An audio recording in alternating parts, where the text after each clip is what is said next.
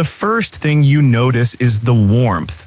Not a cruel, noon-on a battlefield sort of heat, but the slow, syrupy kind that slips through open windows and folds into the corners of every room. You are in a Roman villa, though no need to look for gladiators or emperors. This is not that kind of story. You're wearing linen, soft and scratchy, and not especially flattering. Outside, the pale sun flickers across rooftops. You hear a sleepy dove making a sound that might be mourning or just boredom. Either way, it's a sound that matches the pace of things around here. This is the 2nd century CE, and you're somewhere near Ostia. The empire is still pretending everything is fine, trade routes are open, roads are paved, grapes are everywhere. You, however, are trying to survive what Romans call the ancient art of the post-lunch nap. Yes, nap, they scheduled it, like gladiator fights but horizontal. We begin our journey here because this particular Tuesday is unspectacular in every way, and that makes it perfect. You're shadowing a middle-tier Roman named who believes very deeply in the healing powers of sleeping between noon and 3. You will follow him, observe his rituals, and maybe, just maybe, fall asleep before he does. Frankly, you probably won't make it through this day. But that's sort of the point. Before we dive into the folds of ancient sheets and the philosophy of sleeping upright in a garden chair, go ahead and click like, maybe even subscribe. It helps more than you'd think. And if you're listening from somewhere unusual, let us know your location and local time in the comments. Now let's ease into tonight's journey. The city breathes slowly. Romans, unlike modern capitalists, believe in pausing. Morning hours are for work, midday is for rest. Afternoon, for remembering you had work but choosing not to do it. And as you walk the stone street past faded murals of dancing satyrs and very unconvincing fish, you can smell olives, the kind that feel both luxurious and slightly medicinal. A man passes you balancing amphory. He looks exhausted. You nod as if to say yes, same. Is in the atrium of a home, everything is set for the ritual. Cushions are plumped. The sun filters through reed blinds. His servant, a boy named Silvanus, mists the air with rose water.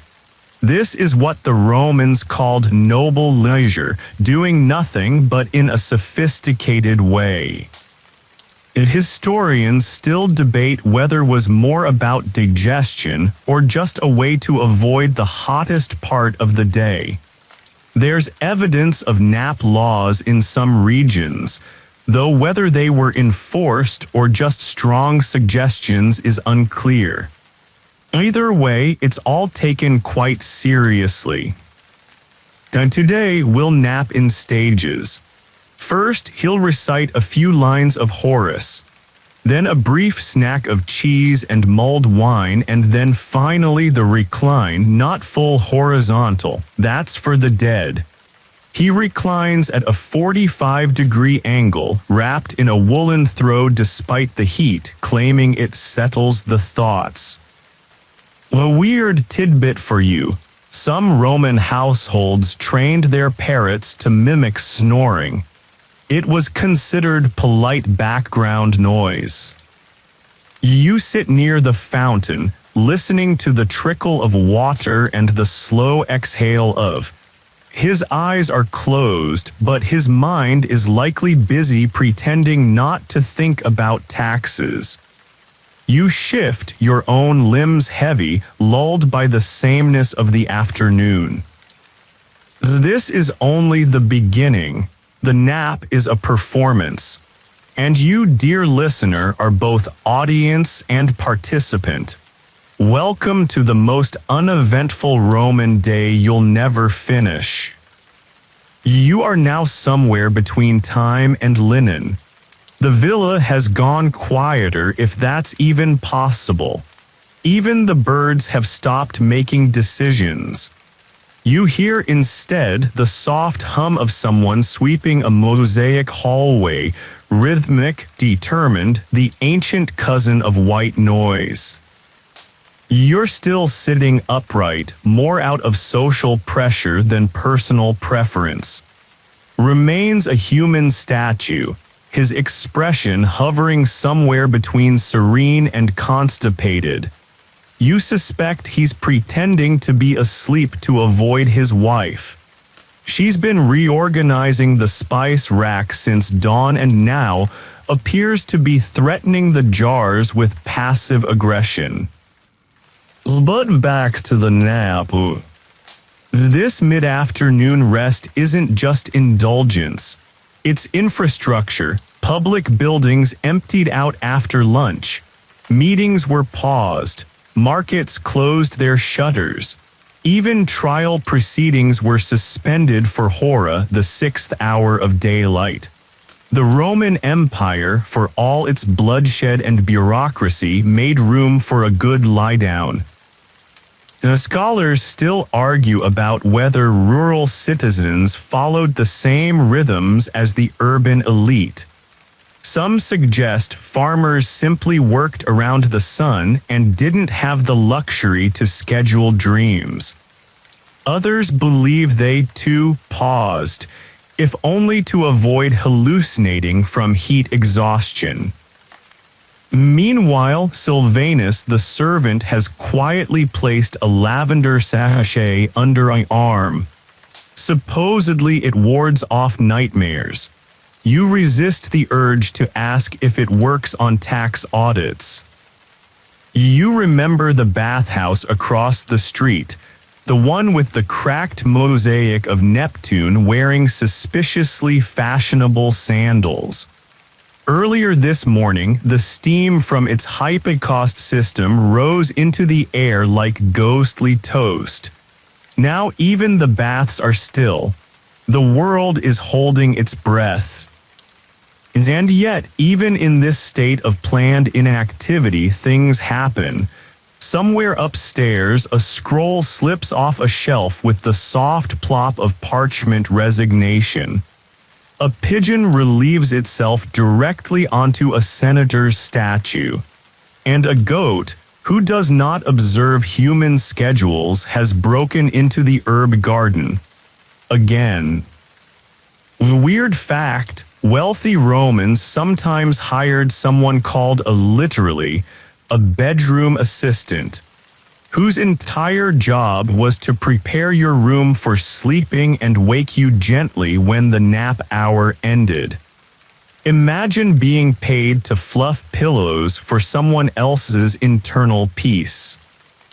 You stretch your legs. The air is thick with time and boredom.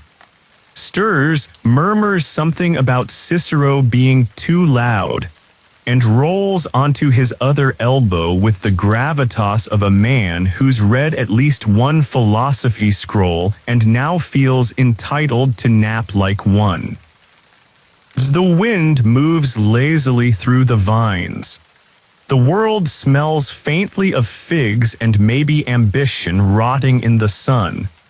You are now one of them, a Roman at rest, a breathing mosaic tile in the empire of nap. You are, without question, doing absolutely everything right. And still, somehow, everything is slightly ridiculous. You awaken, or rather, shift softly into a deeper stillness, not because anything has happened, but precisely because nothing has. The villa hums like an ancient beehive that forgot what buzzing was for. Is still nestled in his reclining position, though his toga has crept dangerously close to full-body burrito territory. He mumbles the name Pliny once, but it's unclear if he means the elder or the younger. Perhaps even he doesn't know. You can't judge. You've forgotten your own to-do list in the haze of rosemary-scented inertia. The cushions beneath you are uneven. Not uncomfortable, just sentient, as if molded by generations of nap-heavy ancestors who believed posture was a suggestion, not a rule. You adjust your leg. The breeze from the open archway cools your foot, which feels unreasonably dramatic about the change in temperature. As out in the courtyard, the fountain performs its one trick again, a soft cascade over marble. It has done this for 200 years without applause. A frog lives somewhere in its mossy basin. He has opinions, they are never shared. This moment, this exact phase of the nap, is known among serious Roman idlers as semi-sopor or half-sleep. You're not quite unconscious, but your responsibilities are out of earshot, hiding somewhere in the forum, probably pretending to be statues. One major historical fact worth your barely conscious attention: the Roman workday officially began at dawn and ended by early afternoon. That's right, your ancestors clocked out around what you now call your second coffee. They got more sleep and arguably did more damage to the known world. Efficiency, it seems, is not directly linked to overtime. The scholars still debate whether this truncated work schedule was due to solar patterns, a philosophical commitment to, or just a universal agreement that working through the heat was barbaric. And honestly, who are we to question that logic? A strange little cultural nugget floats into your mind like a feather landing in soup. Some Romans believed that dreams during were more prophetic than nighttime ones. Midday dreams, they said, came from the gods. Night dreams, mostly cheese. You notice Sylvanus again. He tiptoes past carrying a small bronze tray with dates, honey, and something suspiciously resembling pickled radish. You want to ask questions, but you don't. The nap has rules. Speaking is frowned upon, thinking is debatable. A dog barks in the distance. Just one bark, possibly a philosophical objection, then nothing. Remember the mosaic hallway, the one you heard being swept. It's still being swept. But now the sound has a rhythm, pause, that mirrors the rise and fall of the slow, aristocratic breathing. He is performing the nap like it's an oration, complete with dramatic pauses and involuntary eyebrow twitching. You reach for a fig without standing. It is ripe and overconfident, practically bursting with sugar. As you chew, the world feels further away, like a stage set dimmed after the play is over, but no one remembered to leave. And still the nap continues. Not deeper, not lighter, just more nap. You blink once slowly, because a bee has entered the atrium and now hovers indecisively near the lemon leaves. It is the most exciting thing to happen in at least an hour. You watch it with the gravity of someone watching Senate proceedings. The bee is not impressed with either of you. He shifts again, not out of discomfort but ceremony. He is entering the second phase of the dream-grazing stretch. His hand brushes his chest in slow circles as though petting away existential dread. He sighs, long and theatrical, like a man pretending not to listen for gossip through the wall. And here is your obscure cultural fact for this section. Elite Romans sometimes judged a person's character by their nap posture. A soldier who napped curled up was considered suspicious. A merchant who slept flat on his stomach, morally questionable. Upright nappers, those who leaned without surrendering, were seen as admirably stoic. Naturally opts for the latter. He's the kind of man who naps like he's being painted. You, however, have now slouched. Congratulations, you've officially abandoned decorum. A servant walks by carrying a clay pot of chamomile steeped in goat's milk. It smells like something between therapy and surrender. The steam curls upward, joining the rest of the midday ghosts floating through the house. You remember the goat that broke into the herb garden? It has now relocated to the front steps and appears to be eating a sandal. No one stops it, considers goats to be, quote, agents of fate. You wonder if he's right. The goat certainly seems confident. Historians still debate whether was universally practiced or mostly a literary invention, something romanticized by elite writers with too much time and not enough real problems. But even the skeptical scholars agree. Nap culture shaped Roman domestic rhythms in deep, tangible ways. Food prep, guest visits, even love letters were timed to avoid nap hour interference. A breeze rattles the wooden chimes, not melodically, more like a tiny disagreement among toothpicks. Your eyes flutter. The villa is now so still, you swear you can hear the slow creak of someone's jaw as they chew an almond in another room. Maybe that's you. Maybe it's the ghost of an uncle who forgot to nap and now haunts the cushion drawer. Who's to say? You are exactly where you're meant to be. Not awake, not asleep, but hovering in the gelatinous layer between. This is nap diplomacy. An ancient contract between body and empire. You don't move fast, you don't think hard, you are simply present. Tomorrow may bring senators arguing over tax grain. Wars may spark in distant provinces. But today, the nap is your empire. And the empire endures. The room is dimmer now, but you don't remember the sun moving. It just happened. The shadows have lengthened across the floor tiles like sleepy cats, stretching but not bothering to leave. Time here is less of a forward motion and more of a nap spiral. You are no longer just visiting. You are part of his household rhythm, absorbed like oil into parchment. Somewhere, a neighbor's lute hums a gentle, off-key tune that seems to apologize for even existing. Snorts gently in his sleep. This marks the official start of what Roman napping theorists, yes, they existed, called, or the murky dreaming.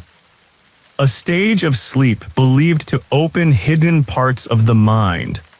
No doubt is mentally reorganizing his spice shelf or finally winning an argument with his cousin about aqueduct taxes.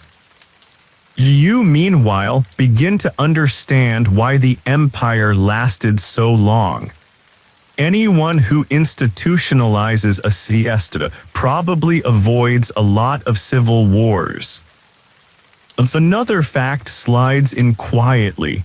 The Roman military, though not known for softness, also adopted variations of Legionaries were often ordered to rest in shaded areas during long marches, especially in hot provinces like or Africa.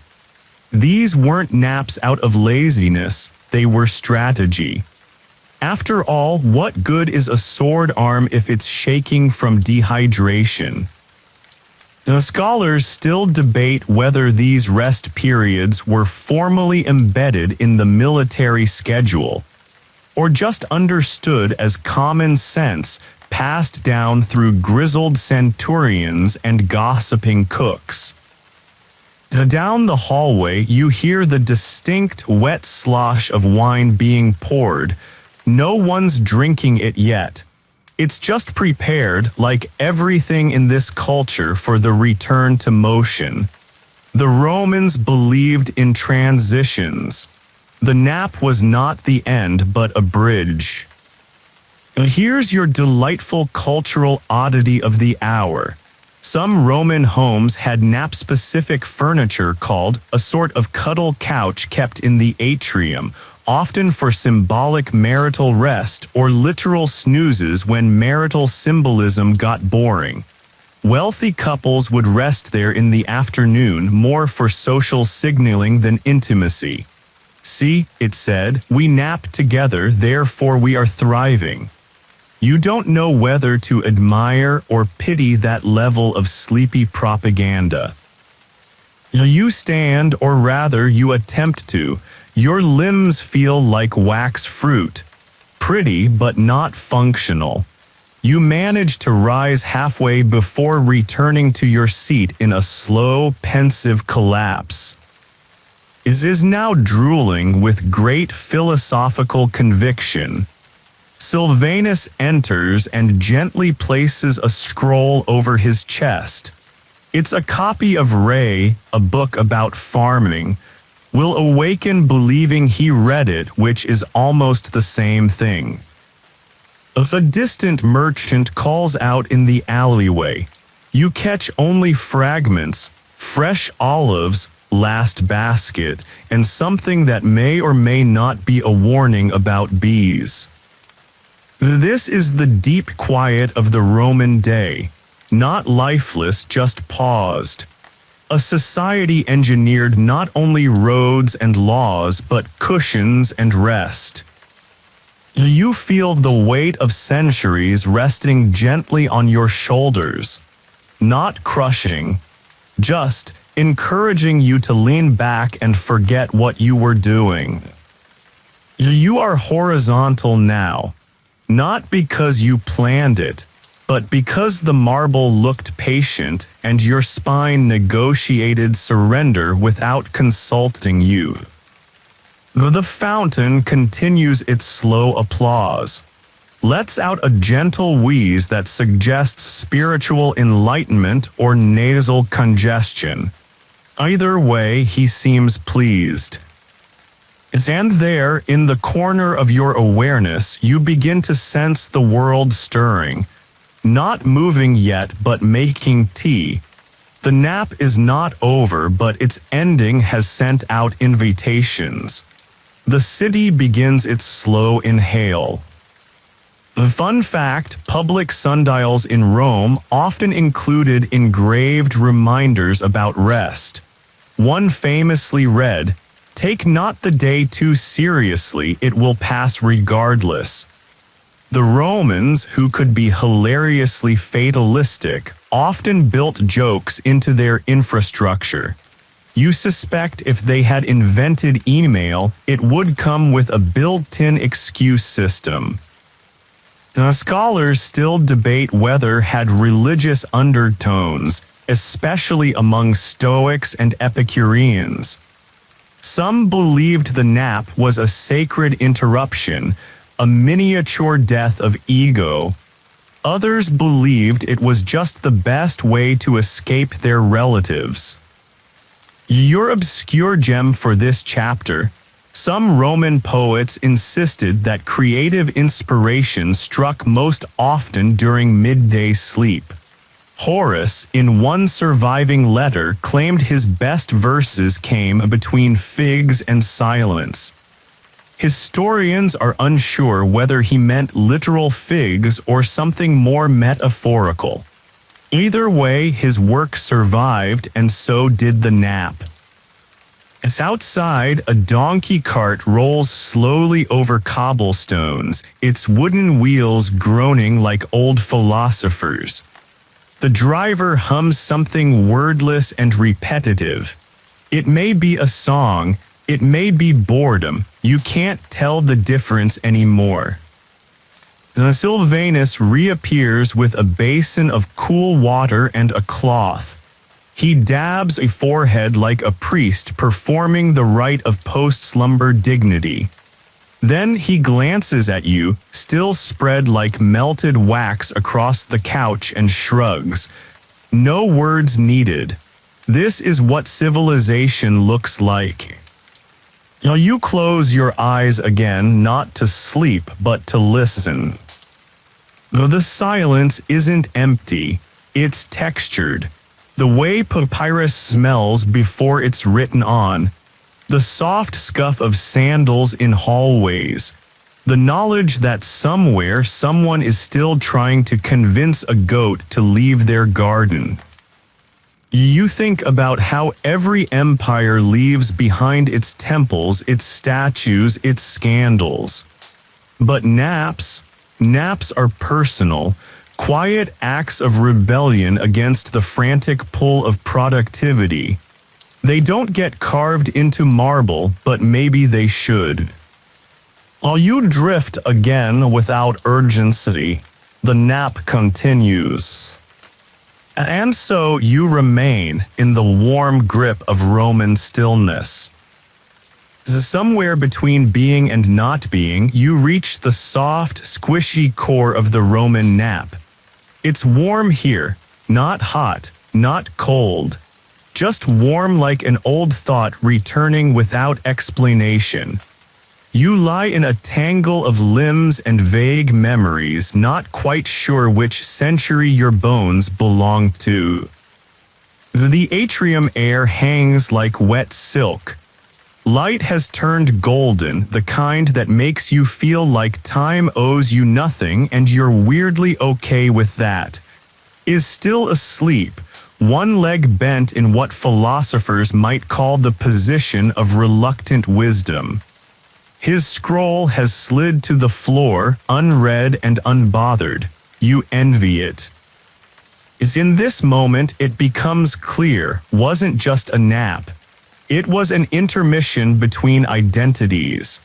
Morning is a property owner with responsibilities and opinions about tile quality. Afternoon, a gentle snorer who believes in lavender. A historical side note, because you're clearly not going anywhere fast. Emperor Augustus was known to take his naps seriously. According to Suetonius, he often napped in shaded porticos or in his litter if he was traveling. He even had curtains installed to simulate twilight. Because when you're ruler of the known world, you shouldn't have to nap under the tyranny of sunlight. The scholars still debate whether Augustus' obsession with naps was strategic or personal. Some say he used them to escape court drama. Others suggest it helped him maintain his famously calm public persona.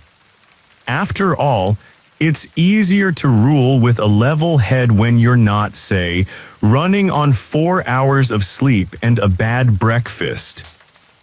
An obscure tidbit of the section, in some Roman medical texts, physicians prescribed naps as a treatment for excessive ambition.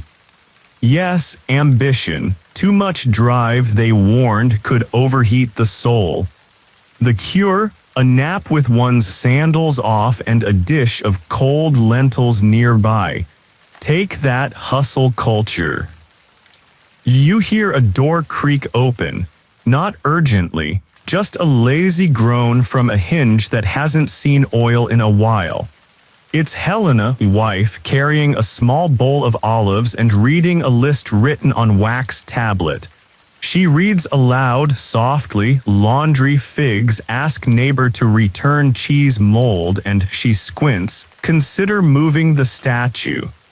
You think she means the goat. You turn onto your side, catching sight of your own reflection in the polished bronze tray nearby. You look like a philosopher who's given up on making points but still has excellent opinions about soup. Amidst a satisfied grunt, the nap, it seems, is entering its final phase. The phase Romans called the slow return, not a sharp awakening. A gentle, uphill climb out of the honey-colored fog.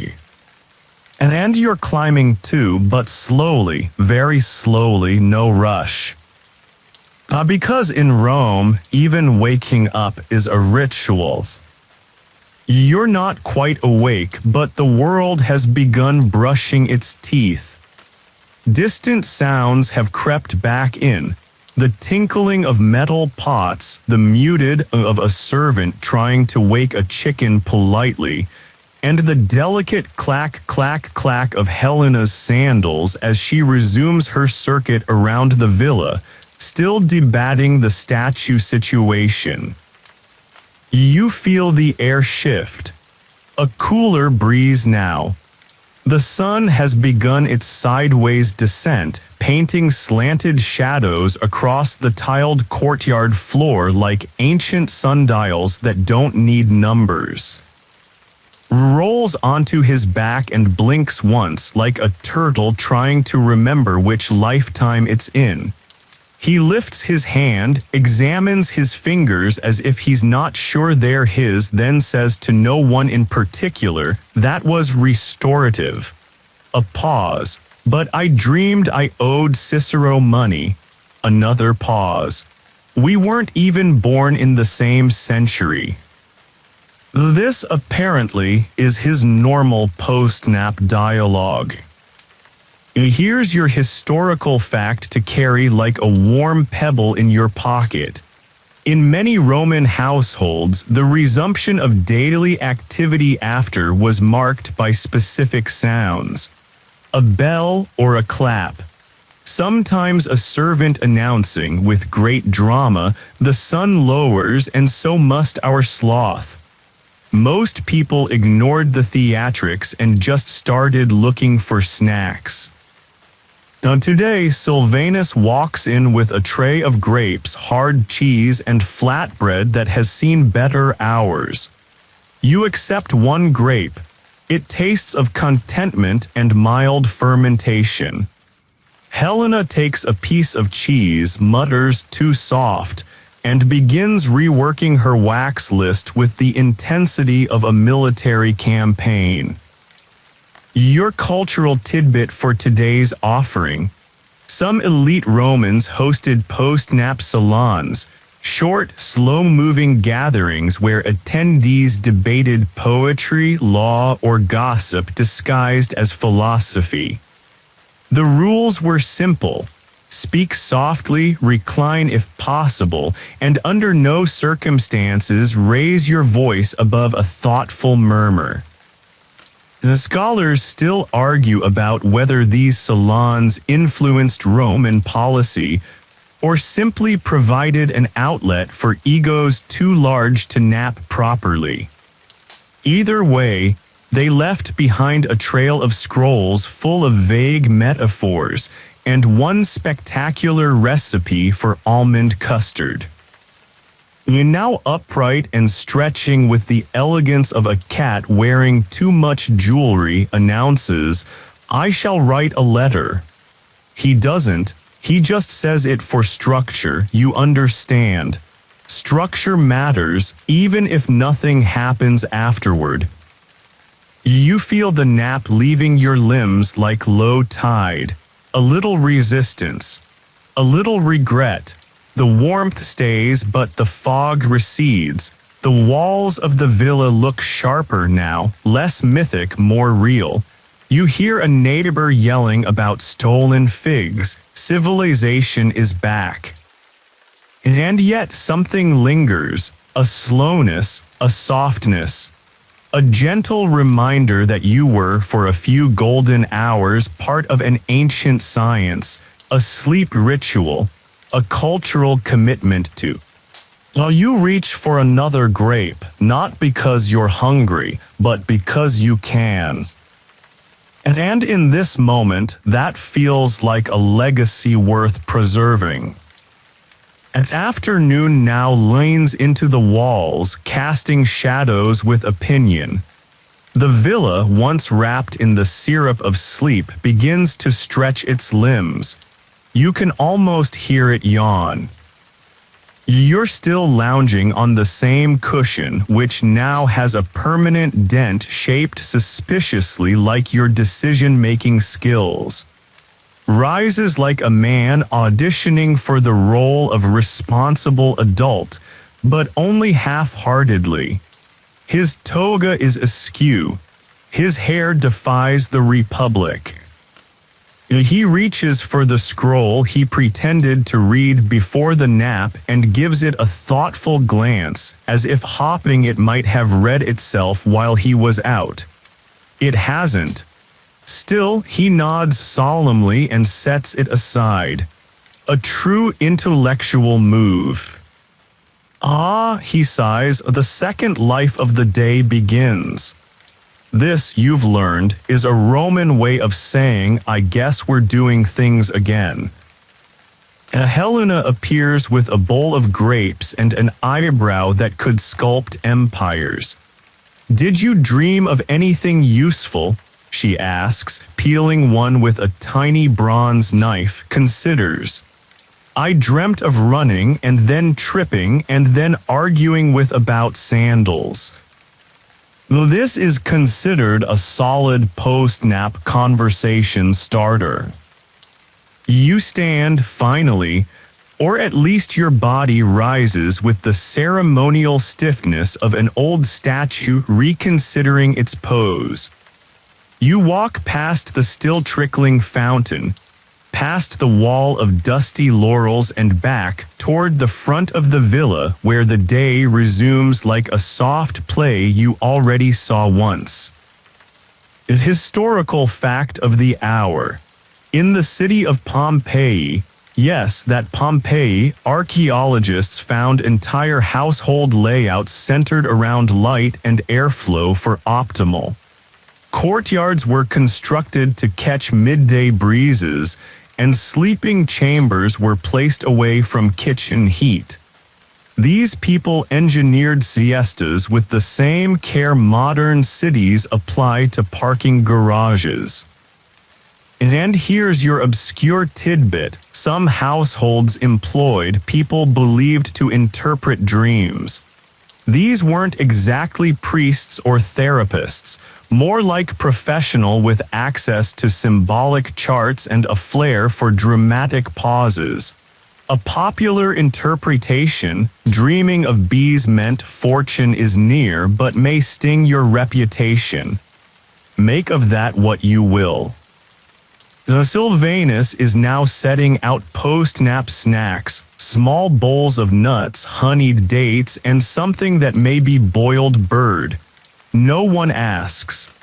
The nap is sacred, but recovery from it requires protein. Mutters about visiting the bathhouse. Helena mutters louder about not forgetting to return the cheese mold to the neighbor.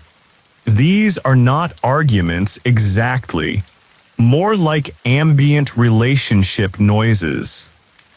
The scholars still debate whether evolved naturally from climate necessity or was borrowed from Eastern cultures. Rome interacted with Egypt, Persia, maybe even India.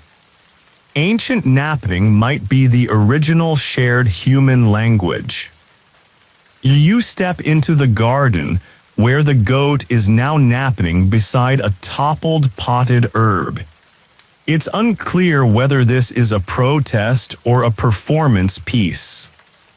As everything is returning but slower. The nap doesn't end, it lingers like perfume or nostalgia. You are still within it even as the world creaks open.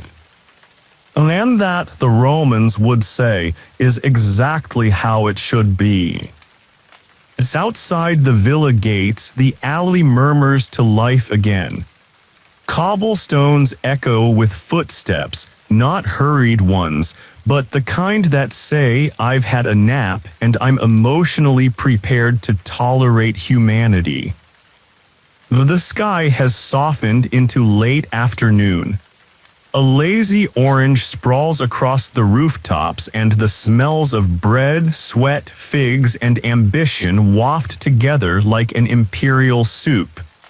You follow and Helena as they step out, casually pretending they didn't nap through most of their civic responsibilities. This is normal. Everyone does it. A neighbor nods from across the street. Warm air today, he says, which is Roman for I'm awake, please acknowledge this. Responds with but dry, which closes the weather loop and confirms mutual respect. You follow them past the shrine of a household god, a stubby statue of Mercury wearing a hat that seems to be made entirely of smugness. Helena flicks a few petals into the dish below it, not out of belief, more out of rhythm. Now here's your major historical fact. Roman cities often fell into a kind of post-nap lull between the 6th and 9th hour. Shops reopened slowly. Letters were written, visitors received. Even the Senate resumed debates with notably lower blood pressure. Some historians credit with extending political careers by at least a decade. And here's something a little weirder. Certain high-ranking officials were known to host nap reviews. Yes, gatherings where guests would compare dreams, nap posture, and post-wake clarity over wine. One senator famously claimed he solved grain shortages in his sleep, though no one could find the solution in writing. You pass a tavern where men sip watered-down wine and speak in tones that suggest they are saying nothing, but saying it profoundly. Someone quotes a philosopher, someone else quotes a cook. Both receive the same thoughtful nods. The stops to buy figs, not because they need figs, but because buying figs is part of returning to life. The fig seller is ancient and possibly made of dust. She hands a few and mumbles, "Sleep well." He nods, places a coin in her hand, and says, "I saw a mountain become a lion." She shrugs, "Could be taxes." The scholars still debate whether such dream conversations were common or just literary embellishments. But fig sellers, like dreams, seem to know more than they admit. You walk slower now. Your limbs have rejoined time, but your mind still floats a few hours behind. The nap clings to your bones like a ghost who never signed a lease. The sky glows like tired gold, the kind you can't spend, only walk under. You round the corner and realize you don't want this day to end. And luckily in Rome, endings were always negotiables. You follow and Helena up a narrow street that seems to have no intention of being helpful. The incline is rude, the stones are uneven, and the air smells like someone spilled fermented dates 10 years ago and no one ever apologized. But no one complains, not allowed. In post-nap Rome, complaints are saved for after dinner. Your sandals scuff gently against the stone, and you realize this walk is part of the ceremony. It's called the post-drift, a slow stroll taken not out of necessity but out of custom. The walk resets the limbs, reorients the soul, and offers one more excuse to not return to work. The pauses to greet a friend. They both speak in long vowels and polite half-smiles, exchanging news that neither of them seems to care about. The aqueduct repairs, still slow. The baker's daughter married a sculptor. These conversations are less about content, more about rhythm, like a social nap that happens while standing up. You glance around at the buildings, their plaster fading in gentle streaks like forgotten stories. One doorway still bears a graffiti from 100 years ago. "I slept well, therefore I live." You smile. Someone else once took their nap very seriously. Here's a historical fact that may interest your increasingly relaxed brain. Wealthy Romans often timed their public appearances after the nap to make a better impression. The logic was simple: a well-rested man made wiser decisions. Also, no one trusted someone who looked tired before the 9th hour. If you looked exhausted before dinner, it meant you were hiding something, or worse, working too hard. And now for your strange but true cultural nugget. In some parts of southern Gaul, local governors encouraged midday rest by hosting silent hours, during which music, trade, and even casual yelling were discouraged. This may have been the first known noise ordinance enacted for the protection of naps. Modern cities take notes. As the group rounds the corner, you pass a large fountain where children play, their laughter soft and tentative, as if even they feel the sacred hangover of communal rest. Helena drops a few coins into the water and whispers something under her breath. Perhaps a wish, perhaps just a grocery reminder. The light has become honeyed now, sticky and slow. It clings to columns, curls around the marble statues of gods who look vaguely bored, and settles in the cracks of everything old and proud. The scholars still argue over whether was practiced uniformly across the empire. In colder climates like Britannia, naps may have taken place indoors under thick blankets, while in warmer provinces, it was more common to sleep on rooftops or beneath shaded porticos. Regardless of the method, the midday pause was considered a thread that stitched Roman life together. You find a bench, you sits. Helena does not. She adjusts her list again with surgical precision. Somewhere near the bottom, she adds fix front gate. Adds burn front gate just beneath it. A small compromise is reached. And you sit in silence, watching the sky tip into evening, thinking quite seriously that naps may be the most sophisticated technology Rome ever perfected. By the time the trio returns home, the villa feels different. Not just cooler, but deeper, like it has absorbed the sun, the silence, the soft rituals of sleep, and returned a kind of velvet dusk in its place. The shadows now stretch confidently, like they own the place. The fountain trickles softer, perhaps tired of its own performance. Even the goat in the garden has moved on, presumably to a philosophical staring contest with a shrub. Reclines once again, not for a nap this time, but for evening repose. Romans didn't just nap once a day.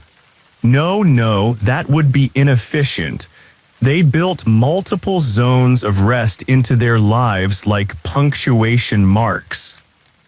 The dinner preparations begin with no rush.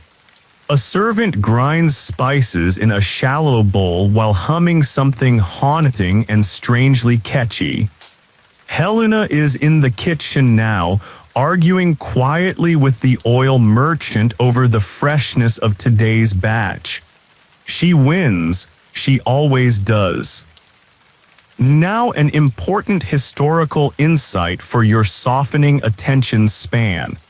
In the later empire, formal dinner parties often began hours after, once everyone had fully returned to their awakened selves. These dinners could last until midnight and were structured with cushions, courses, and conversation in mind. More than just a meal, it was an extended ritual of digestion, debate, and digestion again. Meanwhile, your favorite obscure tidbit: in certain villas, nap records were kept. Yes, literal nap logs, noted by scribes or steward supervisors when the master reclined, how long he slept, whether dreams were noted, and what snacks followed. Imagine a scroll that read, slept 87 minutes, dreamed of rain, requested figs upon waking, spoke of death softly, like a poetic. You lean your head back. Somewhere behind you, someone is lighting an oil lamp, and the flames flicker makes the walls dance like they're remembering something beautiful but forgotten. Helena emerges with a cup of a diluted wine favored for light meals and philosophical grumbling. She offers it without words. You sip it without questions.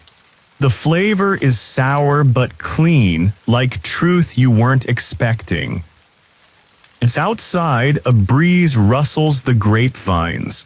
The smell of roasted barley floats past, and you hear the faint clink of cutlery being laid out by Sylvanus, who now hums the same tune as the spice grinder. You're starting to suspect there's only one song in Rome, and everyone just takes turns humming it. The scholars still debate whether the Roman love of sleep rituals influenced later Mediterranean cultures, or if everyone else just independently realized that naps are amazing. Either way, this knowledge, this slowness, this defiant grace of rest, it survived. You close your eyes, not to nap again, just to savor the in-between. That beautiful slice of time after the nap but before the demands returned. The Romans didn't conquer the world with swords alone. They conquered it with schedules, with shade, with silence. And now you belong to that rhythm too. Evening now cradles the villa in both hands. It doesn't rush you. It simply arrives, like a polite guest who brings nothing and takes nothing but still manages to be the best part of your day. You're sitting by the brazier now. It crackles softly, like it's trying to remember a story from its youth but keeps forgetting the middle part. Leans back with his cup of watered wine, eyes half open, half elsewhere. Helena is finishing her fourth lap of the courtyard. No one knows why. She just walks and edits her list. It soothes her, and in Rome, soothing was a sign of wisdom. The goat is finally gone, by the way. No one saw it leave. It vanished like guilt after a good nap. You shift your weight and feel the cushion sigh. Everything here breathes slower. Even your thoughts have softened around the edges like overcooked lentils. It's hard to remember what you were supposed to worry about. That's how you know the nap worked. Here's a historical gem for your resting mind. The philosopher Seneca, yes, the very serious one, had strong opinions about afternoon rest. He wrote, "Even the gods nap between storms." Scholars aren't sure if that was metaphor or sarcasm, but it sounds like permission, and that's good enough for most. And now for something stranger. In certain Roman dream manuals, yes, they had those, dreaming of bees after a nap was interpreted as a sign of future letters written or received. Imagine that, a buzzing insect as postal foreshadowing. One dream interpreter claimed, when bees come in sleep, expect verses from a friend. Makes you wonder what dreaming of goats meant. Probably don't ask. The light outside dims further. Sylvanus lights 2 more lamps. The flames bob gently, turning the shadows on the wall into shy dancers. Looks at them for a while, then says, "They remind me of the time we stayed up past midnight once." Helena scoffs. "We were robbed that night." He nods, yes, but still good grapes. The post-nap Rome wasn't loud. It was never frantic. Evening was a descent, not a restart. Tasks resumed slowly. Conversations returned like birds after a storm, and if someone forgot to finish what they'd started in the morning, well, there was always tomorrow and another nap. You feel it now, the calm that follows deliberate rest. A kind of internal silence, not empty, just respectful. And with that silence comes something else, memory. It arrives not like thunder, but like a forgotten scent carried on old wind memory. You're not sure if it's yours or borrowed, but suddenly you remember the way the bricks feel after sundown. Warm like yesterday. You remember the corner of the courtyard where ferns grow without permission. You remember a childhood nap taken under this very roof, long before you knew naps had names. Speaks again, softer this time.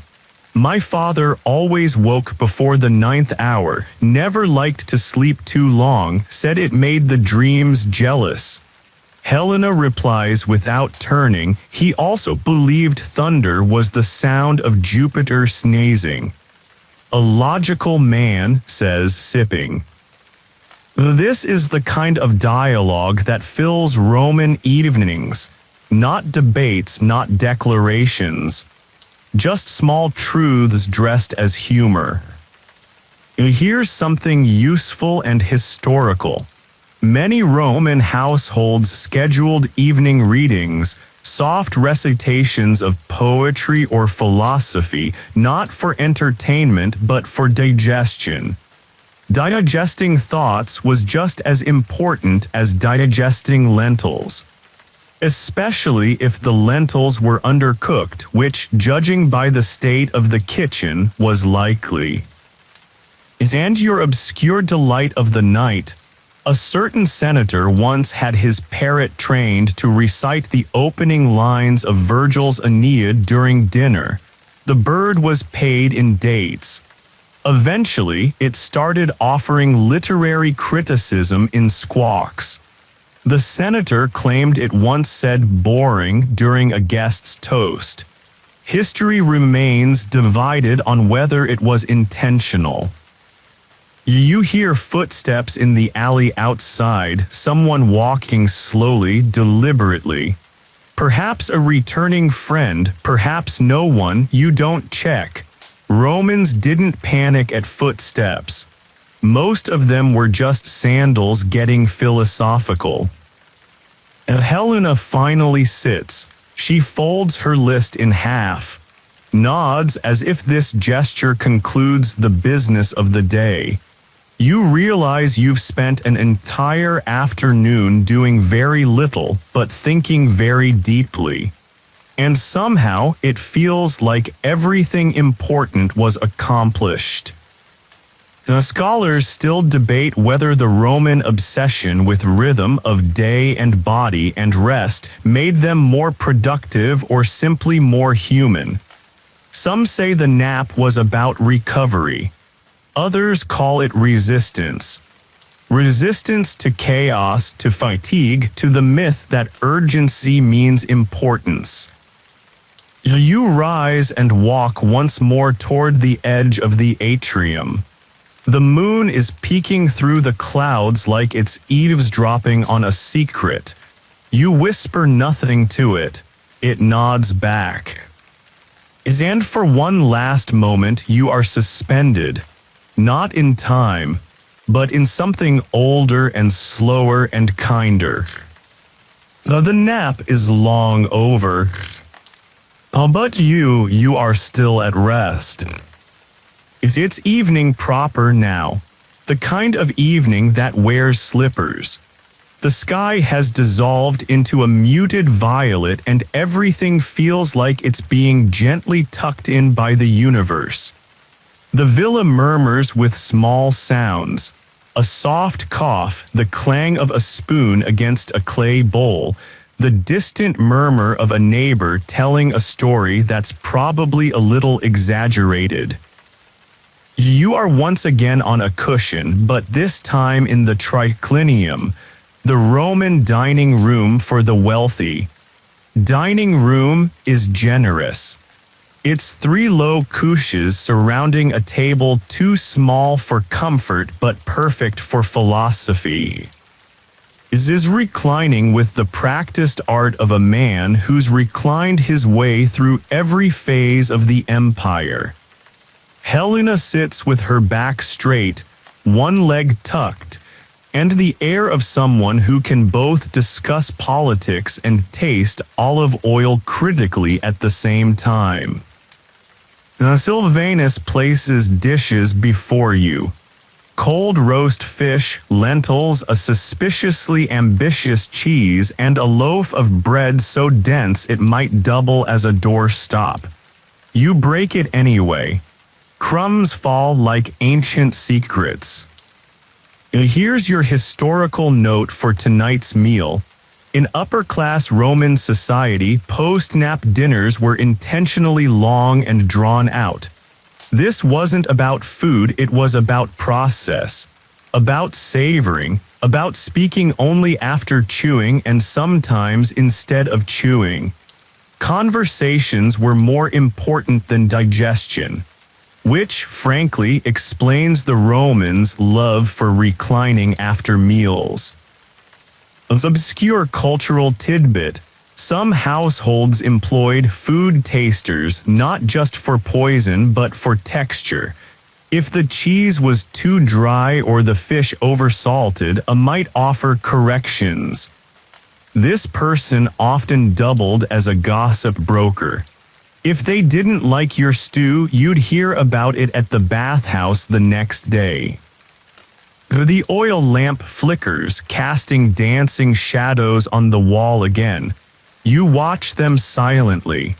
One resembles a lion, one resembles the goat. You pretend not to notice. Helena speaks about the neighbor's mosaic floor too ambitious. No soul, while ponders aloud whether Cicero would enjoyed quince paste. You suspect this question will not be resolved tonight. As outside, a flute plays in another home. The notes are slow and undecided, like they're looking for a place to sit.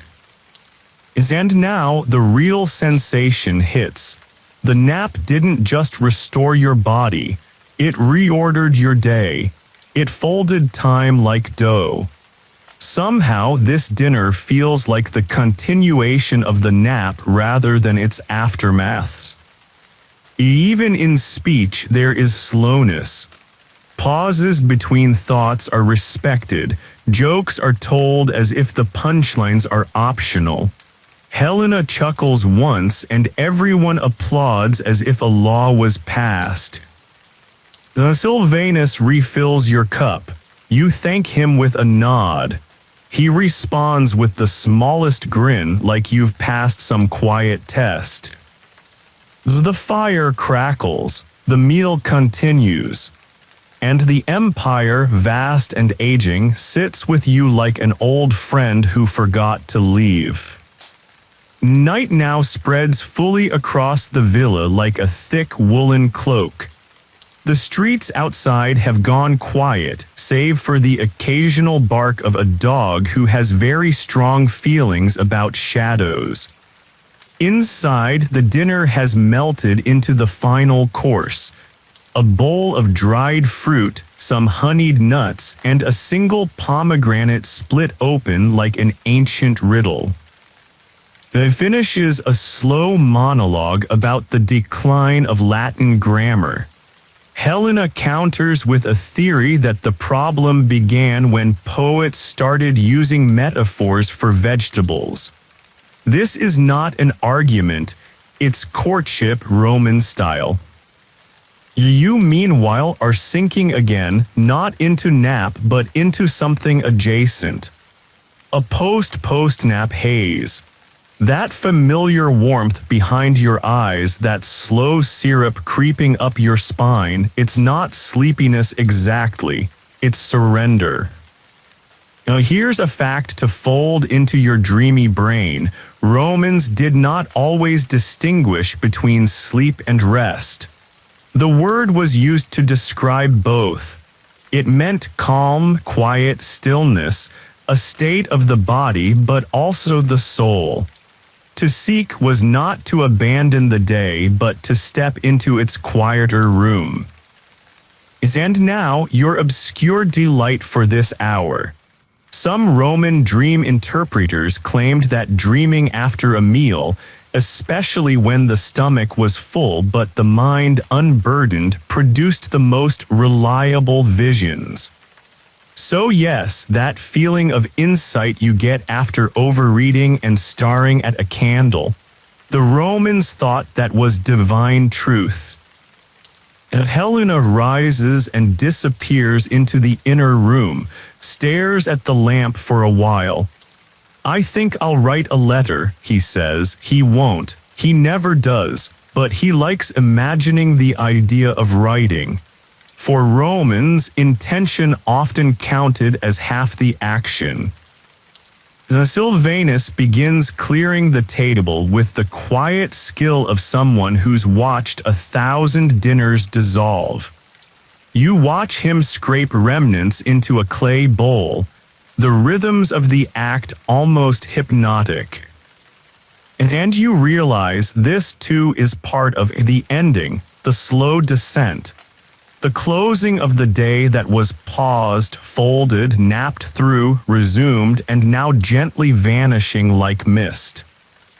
The scholars still debate whether the Roman nap culture faded because of war, politics, or simple impatience.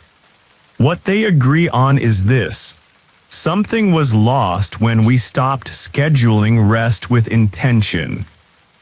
You rise one more time, stepping into the corridor. The walls are cool now. The moon rests on the floor through a high window. You walk barefoot back toward your own little sleeping room. It's simple: a bed, a shelf, a small oil lamp waiting to be lit. Oh, you don't light it. Instead, you sit in the dark for a moment, letting your breath match the silence. The stillness wraps around you, not heavy but full. You are filled with nothing, the good kind. And maybe if you dream tonight, it will be of bees, or figs, or a goat politely destroying someone's herbs. But if you don't dream, that's fine too. Well, because sometimes the deepest part of the nap is what happens after it ends. The house sleeps. Even the walls seem to exhale. The brazier has cooled to a dull red, glowing like a forgotten ember in the belly of the earth. Outside, crickets chirp in a kind of syncopated meditation, each one a tiny heartbeat in the lungs of night. You are lying on your back in the small room designated for what Romans optimistically called full rest. The walls are bare except for a single painting, two dolphins leaping over a trident. They've been leaping for 100 years and they're still not tired. Your cushion is uneven, your blanket slightly too short, and you can hear the water gurgling faintly in the fountain outside. But none of it bothers you. The nap has done its work. You are in the long glide after effort, the lazy arc of existence between doing things and being done. Now here's your historical dose of softness for the hour. Romans believed that night sleep was the continuation of all unfinished thoughts from the day. In this way, the nap wasn't separate, it was the first act. The test run. Night sleep was simply a deeper, slower chapter in the same book. And your obscure cultural marvel. Some Romans, particularly in rural areas, practiced segmented sleep. After their early night's rest, they would wake around midnight, called the watch, to think, write, or even visit neighbors before falling back into a second sleep until dawn. Imagine a world where waking at 2 a.m. wasn't a curse, but an expected pause for tea and poetry. Sylvanus walks the hall quietly, snuffing the lamps one by one. He leaves yours flickering just a bit longer, as if giving you permission to linger in this strange halfway world between history and hush. Snores from his room, not aggressively, just the kind of snore that says, "I am at peace and I've earned it."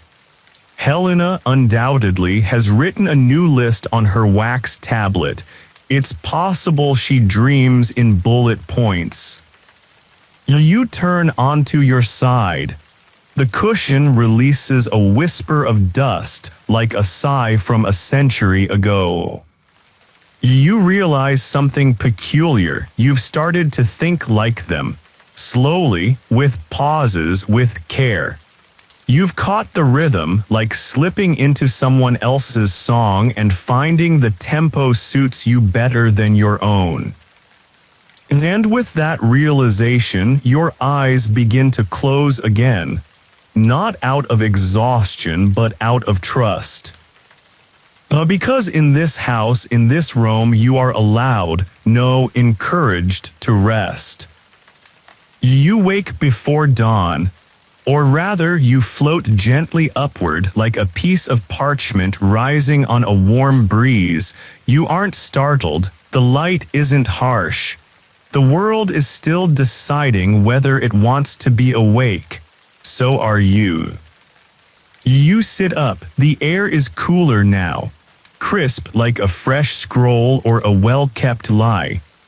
Outside your window, a thin line of light slices across the horizon, silver, soft, and promising nothing in particular. The villa is quiet but not empty. You hear movement, quiet shuffling, the clink of pottery, the scratch of someone trying to relight a fire with damp wood. Rome wakes early, always did. You wrap yourself in a linen shawl and step quietly into the atrium. Sylvanus is already up, pouring water into a large clay bowl. He sees you, nods, and doesn't speak. There is a sacred silence in this hour, the moment between the last dream and the first responsibility. A historical truth for your morning mind. Roman households, particularly among the elite, began their days with rituals of washing, prayer, and small offerings to the Lares, household spirits said to protect the home. Sometimes these offerings were just bread crusts or bits of salt. Not grand, but honest. A way of saying thank you to the air for not collapsing while you slept. You notice now, tucked near the doorway, a tiny shelf with two worn figurines, one of Mercury, god of messages and thresholds, and another of an anonymous ancestor with a nose too big for modesty. Someone has placed a fresh fig between them. The offering is slightly squashed, like it was carried with intention but no coordination. Still, it counts. Here's your weird little fact for the hour. Some Romans believed that the success of your entire day depended on the first thought you had upon waking. If it was a good thought, the day would flow easily. If it was unpleasant, like a memory of unpaid debts or a vague sense that your sandals were cursed, you'd need to burn incense and start over. Helena appears from the corridor, already fully dressed, her hair pinned, her sandals tied like she's going to a small war. She greets you with a quiet, "Slept well?" You nod. She doesn't need to ask if you dreamed. Everyone dreams. Some just choose not to share the details before breakfast. O appears next, scratching his beard, eyes still full of sleep. "Did I miss the sky changing?" he asks. No one answers. He knows he did. So soon the day will begin in earnest. The cooks will start grumbling. The scribes will ask questions. Someone will argue over taxes or grain measurements, but not yet. Right now, everything is still warm. Everything is still soft. You sit by the fountain again and let the dawn wrap around your shoulders. And somewhere deep inside you, the memory of yesterday's nap is still there. A warm stone, a soft echo, a reminder that rest, when honored, becomes part of you. So that was the Roman way. Not just to sleep, but to make peace with being still. The sun has not fully committed yet. It stretches over the rooftops like a cat testing the floor for warmth. Light filters through the latticework of the villa, casting crisscrossed patterns across the clay walls. Morning in Rome is not a sprint. It is a cautious emergence. A theatrical entrance with no audience but the houseplants. You remain seated beside the fountain, still absorbing the last remnants of pre-noise peace. The water drips rhythmically. A small breeze stirs the lemon leaves. You are aware of your breath, of your arms, of your feet resting lightly on the cool tile. You are present, fully, quietly. Joins you again, now wearing a more respectable tunic that he clearly disrespects. He sits slowly, groaning like a man who's fought in exactly 0 battles but insists his knees have stories. He lifts a fig to his mouth and chews in silence. Then quite suddenly he says, "I believe rest is the most radical form of freedom." While you look at him, he shrugs. No one can tax a nap, not yet. A pause, then he adds, "Though I'm sure someone's trying." Helena appears, holding her ever-present wax tablet. It now contains what appears to be 3 to-do lists and 1 poem about cracked olives. She doesn't speak, but nods with the gravity of someone who has already completed half her list and feels smug about it. You sip a little morning, still sour, still oddly refreshing, and let the scene settle around you. The villa is now alive with the sounds of waking.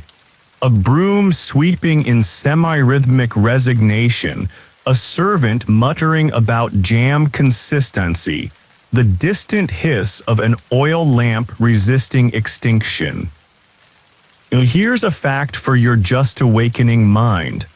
The Roman calendar was deeply tied to rest.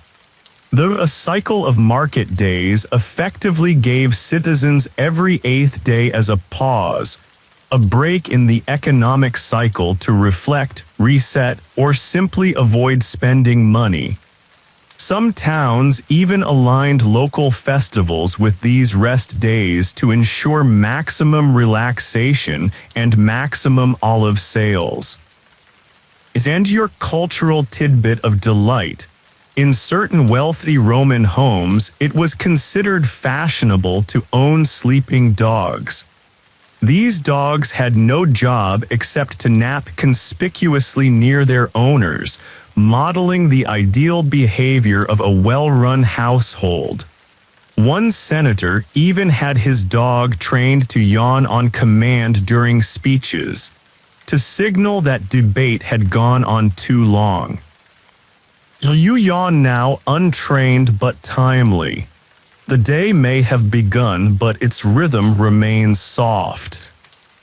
The scholars still debate whether this Roman attitude toward rest came from philosophy, pragmatism, or simply the heat. Stoics believed in measured energy. Epicureans believed in measured pleasure. And ordinary Romans, they believed in not standing if sitting was possible and not sitting if reclining was an option. Rises, stretches, and mumbles something about checking on the amphora inventory. Helena mutters something about finally. The two disappear into separate corridors, both looking entirely unrushed. You sit alone now, the fountain your only conversation partner. It burbles gently, like an old man who has told this story 1,000 times and will gladly tell it again. So you lean back, and once again the day begins without you having to chase it. By midday the tempo shifts, not quickly, not sharply, but there is a visible tilt toward activity. The villa doesn't buzz, it murmurs. Has found a ledger he didn't want to read. Helena is inspecting a batch of dates with the ruthless precision of a general preparing for campaign. Sylvanus is sweeping the same section of floor for the 3rd time, possibly as an act of protest. And you're walking the garden path, which consists of 3 turns, a rosemary bush, and an extremely self-satisfied sundial. The sun is now high, bright, but not cruel. Cicadas sing in the distance, practicing their one-song discography with admirable enthusiasm. A lizard darts across the stone and disappears under a pot that holds a dying lavender plant no one will admit is dead. This, you realize, is the prelude. Because soon, very soon, it will be time again. The time for. Here's your anchoring historical truth. The 6th hour, by Roman reckoning, marked the zenith of the sun and the moment when respectable people stopped pretending they were still working. Business ceased. Markets closed, forums emptied, even court proceedings paused. And no, not because everyone was tired. Because everyone agreed, fatigue should be expected, and more importantly, respected. That's right, they respected tiredness. You turn the corner and see Sylvanus laying out the cushions again. He's not rushing. He knows the schedule. Is already pulling his nap robe over his shoulders like a sleepy emperor preparing for no audience. And now your obscure cultural curiosity. Some Romans believed in nap omens, tiny signs that would determine the quality of their rest. A shadow falling across the left side of a couch, bad nap. A blackbird singing as you reclined, excellent nap, possibly prophetic. One man kept a dream journal so detailed it had an index. He claimed to have once solved a plumbing issue in his dreams, woke up and found the leak fixed. No one could explain it. The settles in.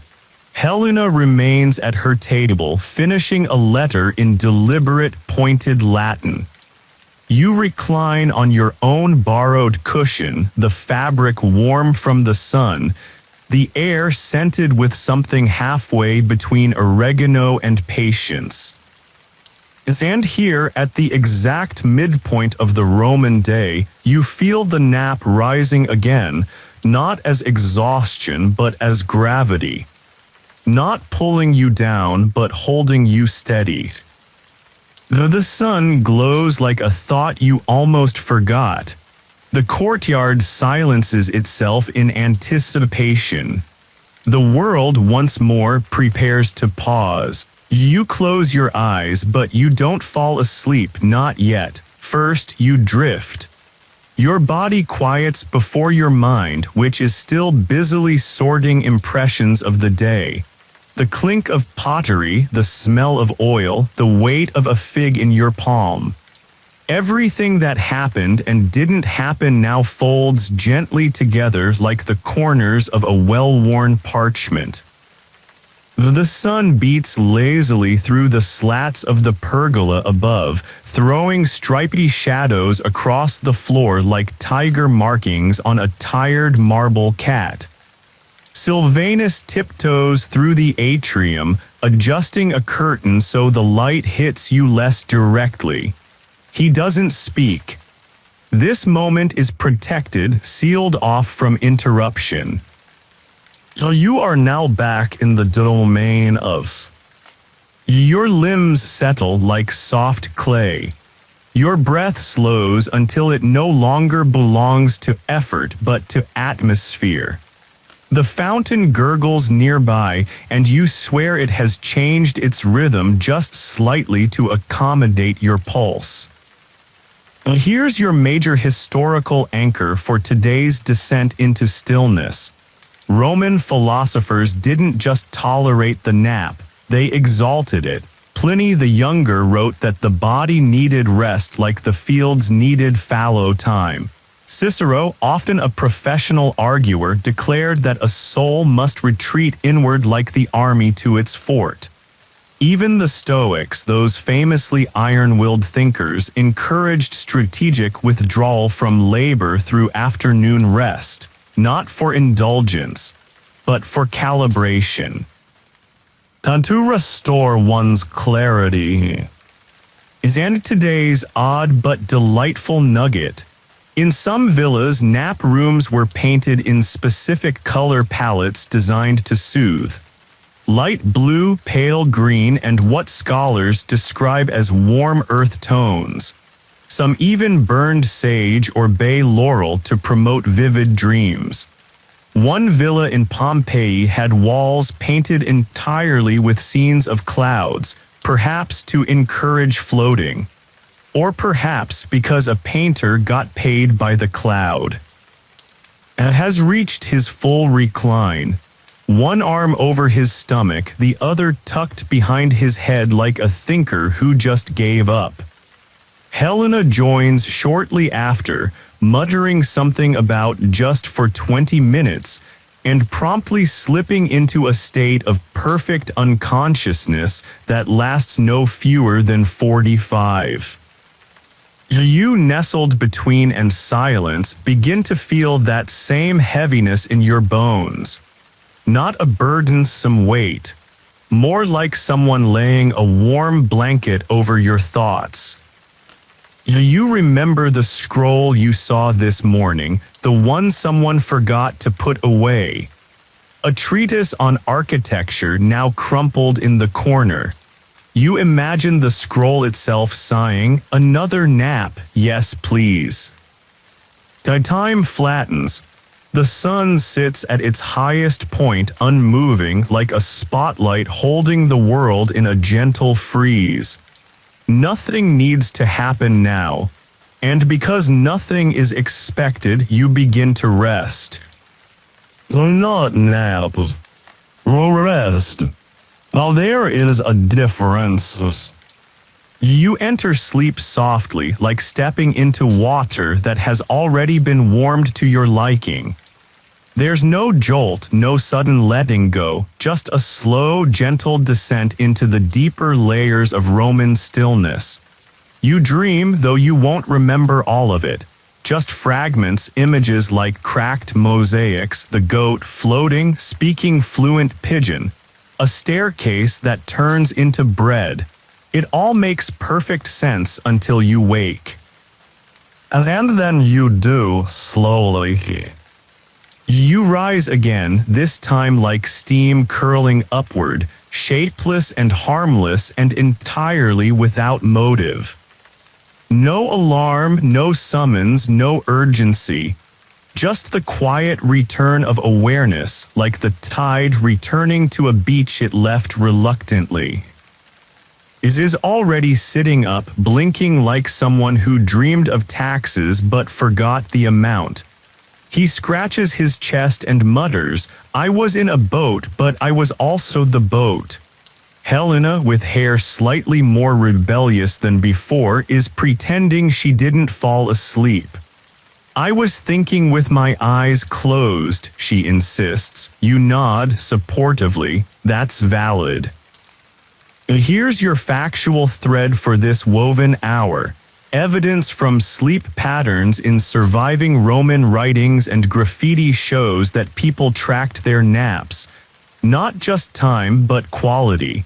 Some scrolls include notes like "dreamed of horses, woke happy," or "slept but woke with sand in mouth, poor omen." It wasn't science, but it was something arguably more interesting. A deep curiosity about the inner life. And for your wonderfully weird detail, a few upper-class Roman villas reportedly had nap rooms with ceiling mosaics shaped like zodiac constellations. The idea was that if you slept beneath your star sign, your dreams would align with your fate. One senator's diary includes the line, "Today I slept under Leo and woke ready to confront my brother-in-law." The Sylvanus enters quietly, bearing a small silver tray with wet cloths and 2 cups of lukewarm spiced water. You wipe your face. Groans like a man who has successfully defeated the concept of ambition for another afternoon. Helena simply dips a cloth across the back of her neck and sighs. No words, they aren't needed.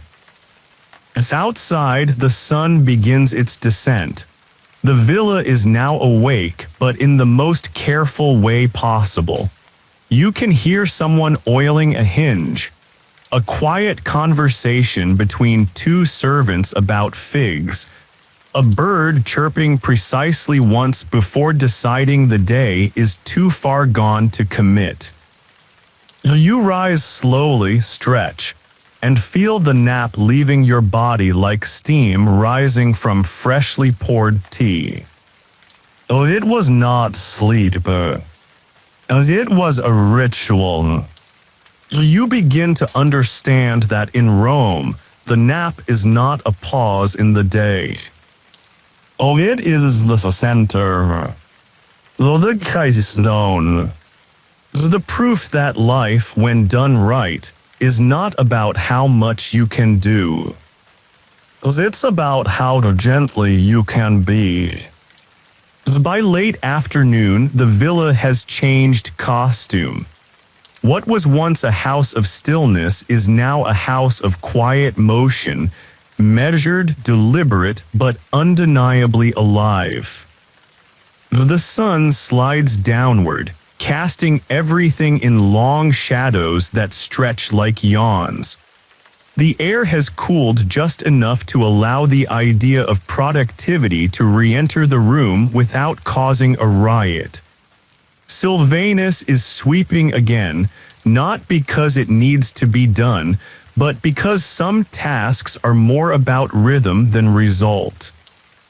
You're walking the edge of the garden with bare feet, the stone tiles now warm but forgiving, as if they too napped earlier and feel rather good about it. A bee buzzes by, ignoring your existence in the most respectful way possible. Helena is in the kitchen, gesturing at an amphora as if it's misbehaved, sits nearby, pretending to be interested in a clay tablet while very obviously eavesdropping. "Don't spoil it with more salt," Helena says. "It's a sauce, not a punishment." Mutters salt is character, and returns to pretending the tablet requires his full attention. And you're merely existing, not idle, not active, somewhere between the sweet Roman middle. Here's your historical grounding. Roman afternoons were often reserved for light engagements. This could mean social visits, walks through the forum, or for the especially influential, writing letters and delivering memorized complaints to friends over diluted wine. Laborers, too, resumed work, but never with the same force as the morning. Even Rome, mighty and muscular, understood diminishing returns. And today's obscure gem. In certain rural regions, children were taught to nap as part of their education. A well-rested child, it was believed, would learn faster and remember longer. One schoolmaster even recorded that he tested recitation ability before and after naps and insisted those who slept sounded more like poets. His notes were later used to justify early dismissal. He finally sets the tablet down with a sigh designed to be overheard. It's impossible to track anything when you're expected to digest food and fate in the same hour. Helena doesn't respond. She's focused now on the herbs. You get the sense she's won the salt argument simply by being correct. You pick a fig from the branch above you, it's soft. You eat it slowly, thoughtfully, like it's a philosophy. It tastes of earth, sun, and a little smugness. The perfect Roman flavor profile. The scholars still debate whether this carefully balanced structure of rest, food, thought, and quiet action is what truly held the empire together. Forget roads and armies. Perhaps it was the fact that everyone from emperor to baker knew when to pause. And so the day unrolls itself, one slow ribbon at a time, without sharp corners or unnecessary speed. Now, this isn't just post-nap existence. It's a lifestyle, a statement, a slow and purposeful walk toward evening. As dusk creeps closer, everything begins to lean a little. The trees lean toward the last light. The walls lean into the shadows. Even leans forward at the dinner table, not with urgency, but with a sense of, well, if I must. The dinner is modest tonight. Bread soaked in oil, a few olives, some lentils that look suspiciously like last night's lentils wearing a new sprig of thyme. A bowl of peaches sits in the center of the table, glowing like warm stones. No one reaches for them yet, they're for after. Dessert was a process, not a treat. You sit with them, the now ritual evening trio. There are fewer words, not out of tension, just familiarity. Everyone here has already said most of what needed saying. The rest can be communicated through glances, small nods, and exaggerated sighs. Pokes at his bread and begins musing, "There's a town near where they rest twice a day." He looks at you. Once after breakfast and once after the first nap.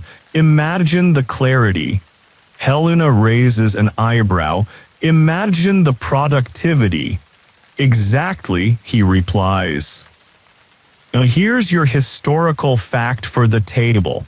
While is the most famous nap practice in Roman life, some religious festivals included enforced periods of rest, where citizens were discouraged from work, not just physically but mentally. Certain holy days were called dies, during which legal or political decisions couldn't be made. Even the Senate napped in its own way. And your delicious obscure detail, a cookbook fragment from recommends serving cold lentils after a nap, sprinkled with vinegar and coriander to restore the spirit and embolden the tongue. It's possible this recipe has just been resurrected in your bowl. You take a cautious bite, it emboldens nothing, but it does somehow soothe. Helena finally lifts a peach and slices it with the precision of someone raised to treat fruit as both nourishment and performance. She hands you a piece. It drips slightly. Tastes like a sunset with ambition. Sylvanus enters with a damp cloth and gently wipes the table, moving around each of you as if conducting a ceremony. No one stops eating. No one moves. This is normal. The scholars still debate the role of servants in nap culture. Were they nap facilitators or merely passive observers? Letters from Roman nobility show that some households rewarded servants who perfected the art of silent service during nap hours. One even noted, "He walked softer than a cat trained in philosophy." You've stopped tracking time now, not because you've lost it, but because it's lost its power. You've stepped fully into the Roman rhythm. There is no urgency, there is no chase. There is only this moment, this peach, this warm, meandering evening. The nap was hours ago. And yet it continues.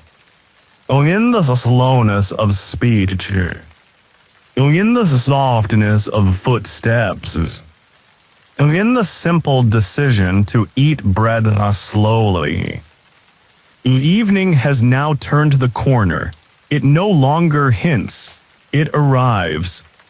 The sky is soaked in indigo, and the first stars peer down like quiet auditors of the day, just checking in to see how things went. You remain seated at the table not because you're hungry, but because it's hard to leave a place where stillness has taken root. Is gently tapping the rim of his cup with one finger. Helena is slicing the rest of the peach into perfectly symmetrical crescents, as if the fruit deserves an architectural blueprint. The plates are mostly empty, but no one seems in a hurry to clear them. That would be disruptive. That would require a reason. And there are no reasons left today. Only rituals. The oil lamps flicker, casting slow-moving shadows across the walls. One dances behind a clay bust of the elder, making it appear as if the old statesman is finally shrugging. You lean back, you're not full, not drowsy, not tired, just peaceful. As if every thought you've had today has been gently stored in labeled jars, nothing left loose, nothing unresolved, a mind that has been filed like a scroll room. Here's your steady historical anchor. The ninth hour in Rome, what we'd call around 3 p.m., was often the last formal checkpoint in the daily routine. Beyond this point, few matters of state were settled, few legal decisions made.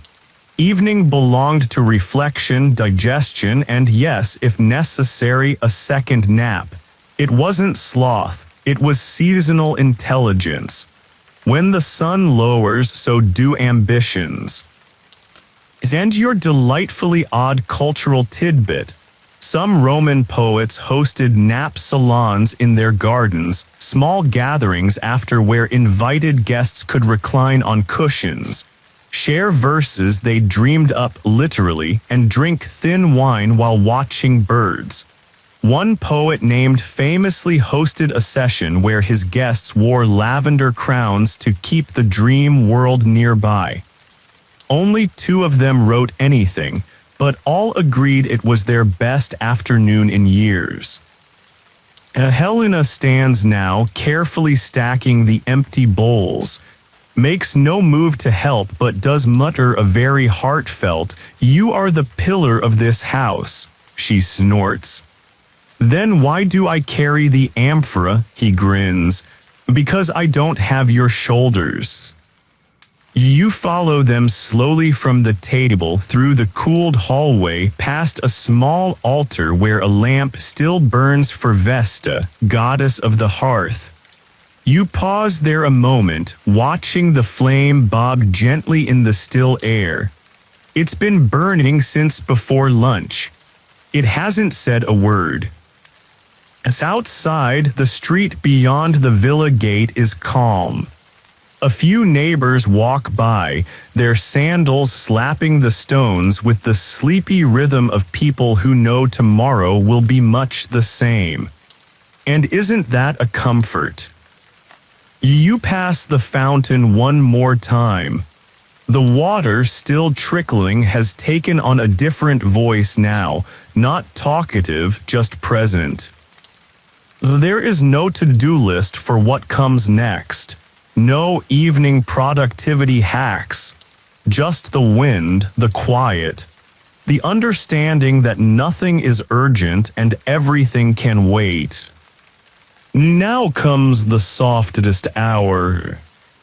The hour after everything has been said and done. The hour that belongs to no one and nothing, just the house and those still awake inside it. You are in your sleeping chamber once more, the same you entered last night, the same uneven cushion, the same 2 dolphins still leaping over the same trident, never tired. Only this time something feels different. It's not the room, it's you.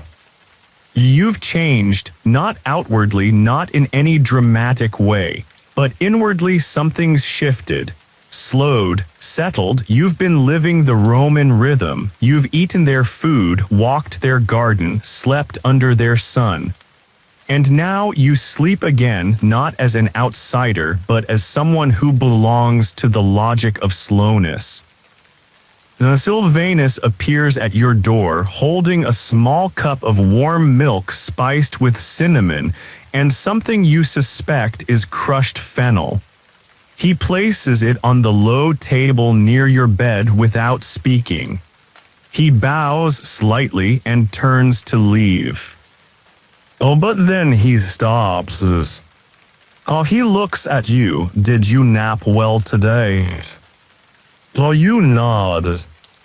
He smiles, good, then vanishes like a well-trained thought. You sip the milk, it's sweet and strange.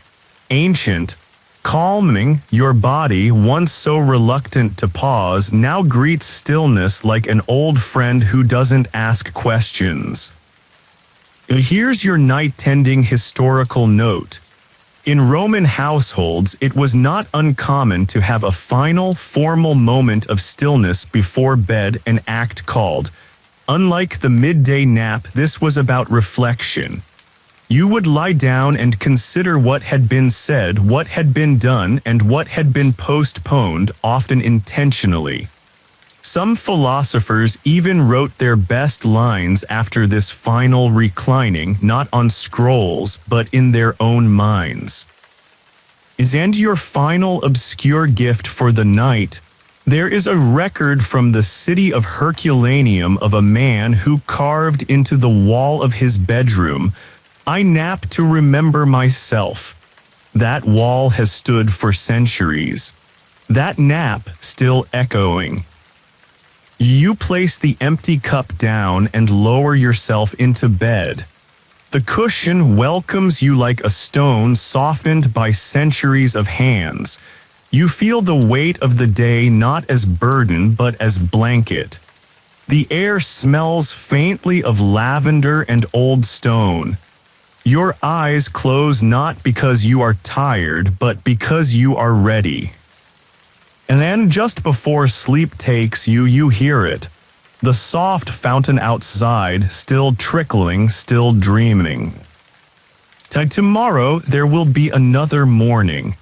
Another nap, another bowl of lentils that tries very hard to impress you. But for now, there is nothing to do. No, nothing to fix. No, nothing to plan. No, just breath. And rest.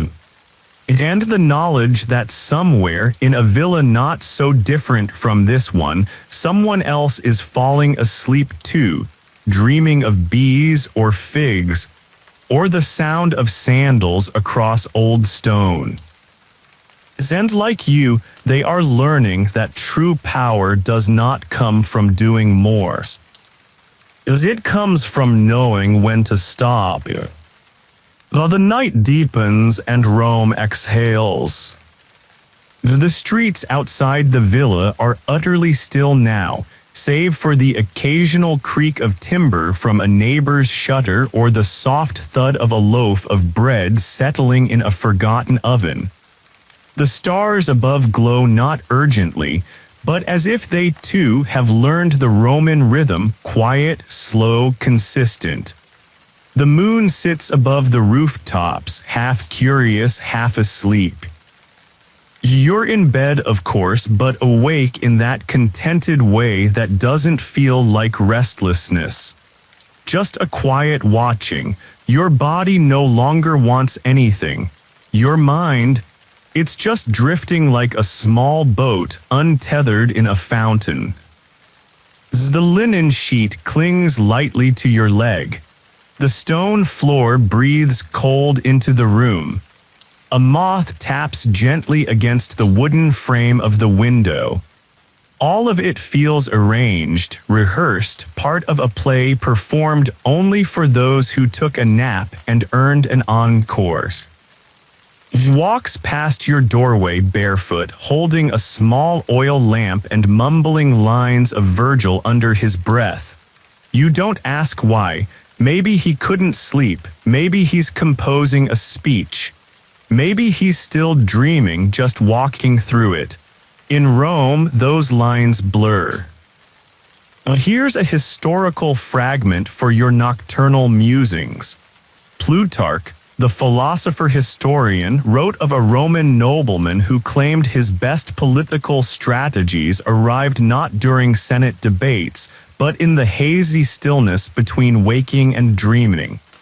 He built a small chamber with no windows and called it his cella, the silent cell where he reclined after lunch each day alone. His household knew not to disturb him, for in that room, he claimed, the empire becomes clear. And your delightfully peculiar cultural morsel. In some Roman villas, particularly those in coastal towns, moon bathing was practiced after a midday nap. Believing that the moon's light could cleanse the mind, people would sit quietly under the stars, faces turned skyward, wrapped in shawls. It was believed this practice aligned the soul with the universe's cooling tides. One villa had an entire terrace dedicated to it called Luna. You're almost certain Helena would mock it mercilessly. while also secretly booking a slot. The villa is now deep in its own sleep. The sounds you heard earlier, the sweeping, the scraping, the clatter of small debates, have folded themselves neatly into the corners. Even the fountain has quieted its performance. You can still hear it, yes, but it's slower now, thoughtful. And you lie there not demanding rest, not chasing sleep. Just observing the ending of a day that began with birdsong and has now dissolved into marble silence. While you think of the nap again. Not just today's, but all of them. The ancient, deliberate act of closing your eyes at the 6th hour, of stopping, of trusting the world to keep spinning without you. You now understand what Cicero meant when he called rest a form of sovereignty over time. Because you ruled this day by refusing to be ruled by it. Morning doesn't so much arrive as it seeps. The first light bleeds into the corners of the room like tea into cloth, slow, warm, slightly golden. The city does not start with a bang. It stirs, sighs, shifts. You hear the soft thump of bread loaves being delivered at a neighbor's door. Someone somewhere spills water into a basin and coughs politely. You open your eyes and nothing hurts. Your neck is fine, your back is unbothered. Your mind is not sprinting ahead of your body.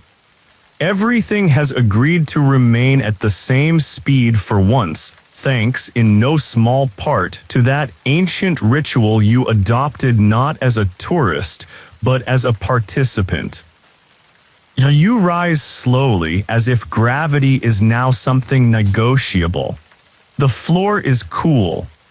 The window is open just enough to let in the smell of dew and faintly rosemary. The fountain has begun again. You wonder, did it stop or did you just stop hearing it for a while, maybe both? Maybe that's what rest does, it quiets the familiar until you notice it again. You step into the atrium. Helena is already up, seated by the small desk in the corner, writing another of her endless letters. She looks up and says, "You woke with the dignified grace of a senator who forgot his speech but decided to give it anyway." You smile. Of course, is asleep again in a nearby chair, a fig half-eaten in his palm and his mouth slightly open in an expression of early morning philosophy. You suspect he's debating with someone in his dream, likely himself. Here's your first anchoring thought of the new day. Roman society understood that control wasn't always about activity. Often it was about pace. They didn't strive for the frantic conquest of every minute. They scheduled nothing into their calendars deliberately, knowing that time spent resting wasn't absence but presence in another form. And your obscure historical sweetness. There's a preserved shopping list scratched into plaster from a villa inn. It reads, bread, oil, wines, extra figs, nothing during the 6th hour. Tell mother I'm resting. Oh, that's not laziness, that's civilization. Helena stands and stretches. She ties her hair with a ribbon the color of sea foam and announces, "Today we reorganize the scrolls, and perhaps the olives. Both are disobedient." You nod, but you're in no rush to start. You're already carrying the quiet of yesterday's nap with you like a well-folded cloak over your shoulder. It makes you taller, softer, slower. And as the sun finally breaks over the rooftops, you realize you're not waking up into the day. Now you're waking up with it. Now there's a difference. And the Romans knew it. By mid-morning, the world has grown slightly louder, but only in the way a well-mannered neighbor might knock. Not a demand, just an invitation. You hear the distant clip of a cartwheel bumping over a stone. The baker down the alley sings something tuneless but pleasant. A pigeon lands near the fountain and looks around like it's late for a meeting. You wander the villa barefoot again, reacquainting yourself with everything that didn't change overnight. The columns are still weathered. The potted herbs still look mildly judged by Helena. The cushion you slept on yesterday still bears the soft dip where your head rested, a quiet signature left behind by rest. Helena is in the courtyard again, rereading an older letter she wrote to her sister in. You ask what it says. She replies, "She sent too many lemons and not enough sympathy." You don't ask for clarification, she wouldn't give it anyway. Remarkably is upright and claiming to be busy. He's holding a stylus and poking at a wax tablet like it owes him money. He occasionally mutters things like ridiculous tax. Who measured this grain? And was that goat even ours? Whether any of it relates to the tablet is debatable. You sit by the fountain again. It become your favorite seat, stone-framed and sun-kissed, near enough to listen but not be asked questions. It's here that you notice how slowly the hours pass when you've decided not to outrun them. Time doesn't feel wasted, it feels full, like a jug not poured but simply held. Here's your historical heartbeat. In many Roman homes, particularly those belonging to senators and scholars, mornings were structured but gentle. You were expected to wake early, greet the household gods, take a light breakfast, often olives, bread, and watered wine, and then engage in levis light occupation. This could mean supervising a servant, reading a scroll, or for the more theatrical, reciting poetry to no one in particular. And here's your beautifully strange detail. Some Roman families kept nap logs, scrolls where household members recorded their quality with symbols. A bird meant a pleasant dream.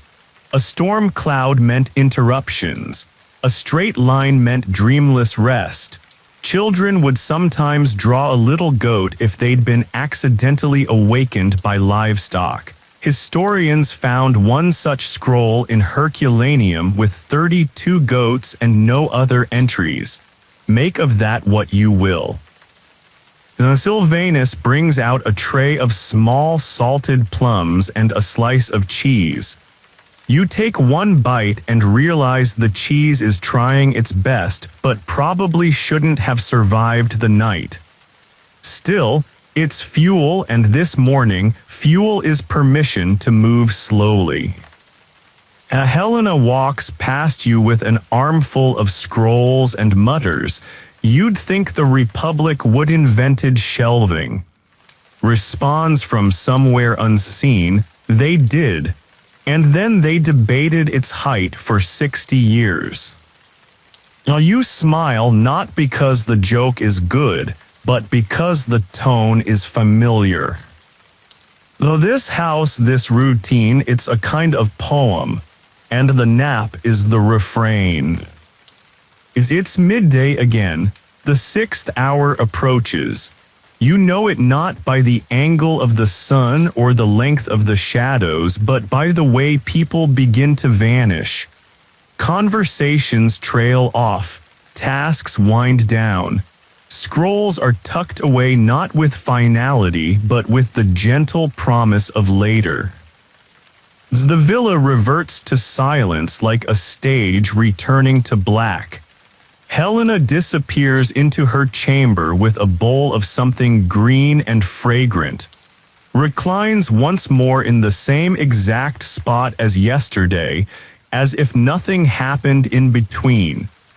He pulls a thin linen over his chest and sighs like he's been waiting all day to remember how to be horizontal. Sylvanus is already adjusting curtains and lighting a bit of rosemary to scent the air. The scent curls toward you like memory. You pause at the fountain, your old seat, your familiar friend. The water glistens now, not showing off, just catching the light the way an old musician might hum to themselves. And you recline, this time without question. Because this is your nap now. As it doesn't belong to history, it belongs to you. Here's your historical grounding as you lie back.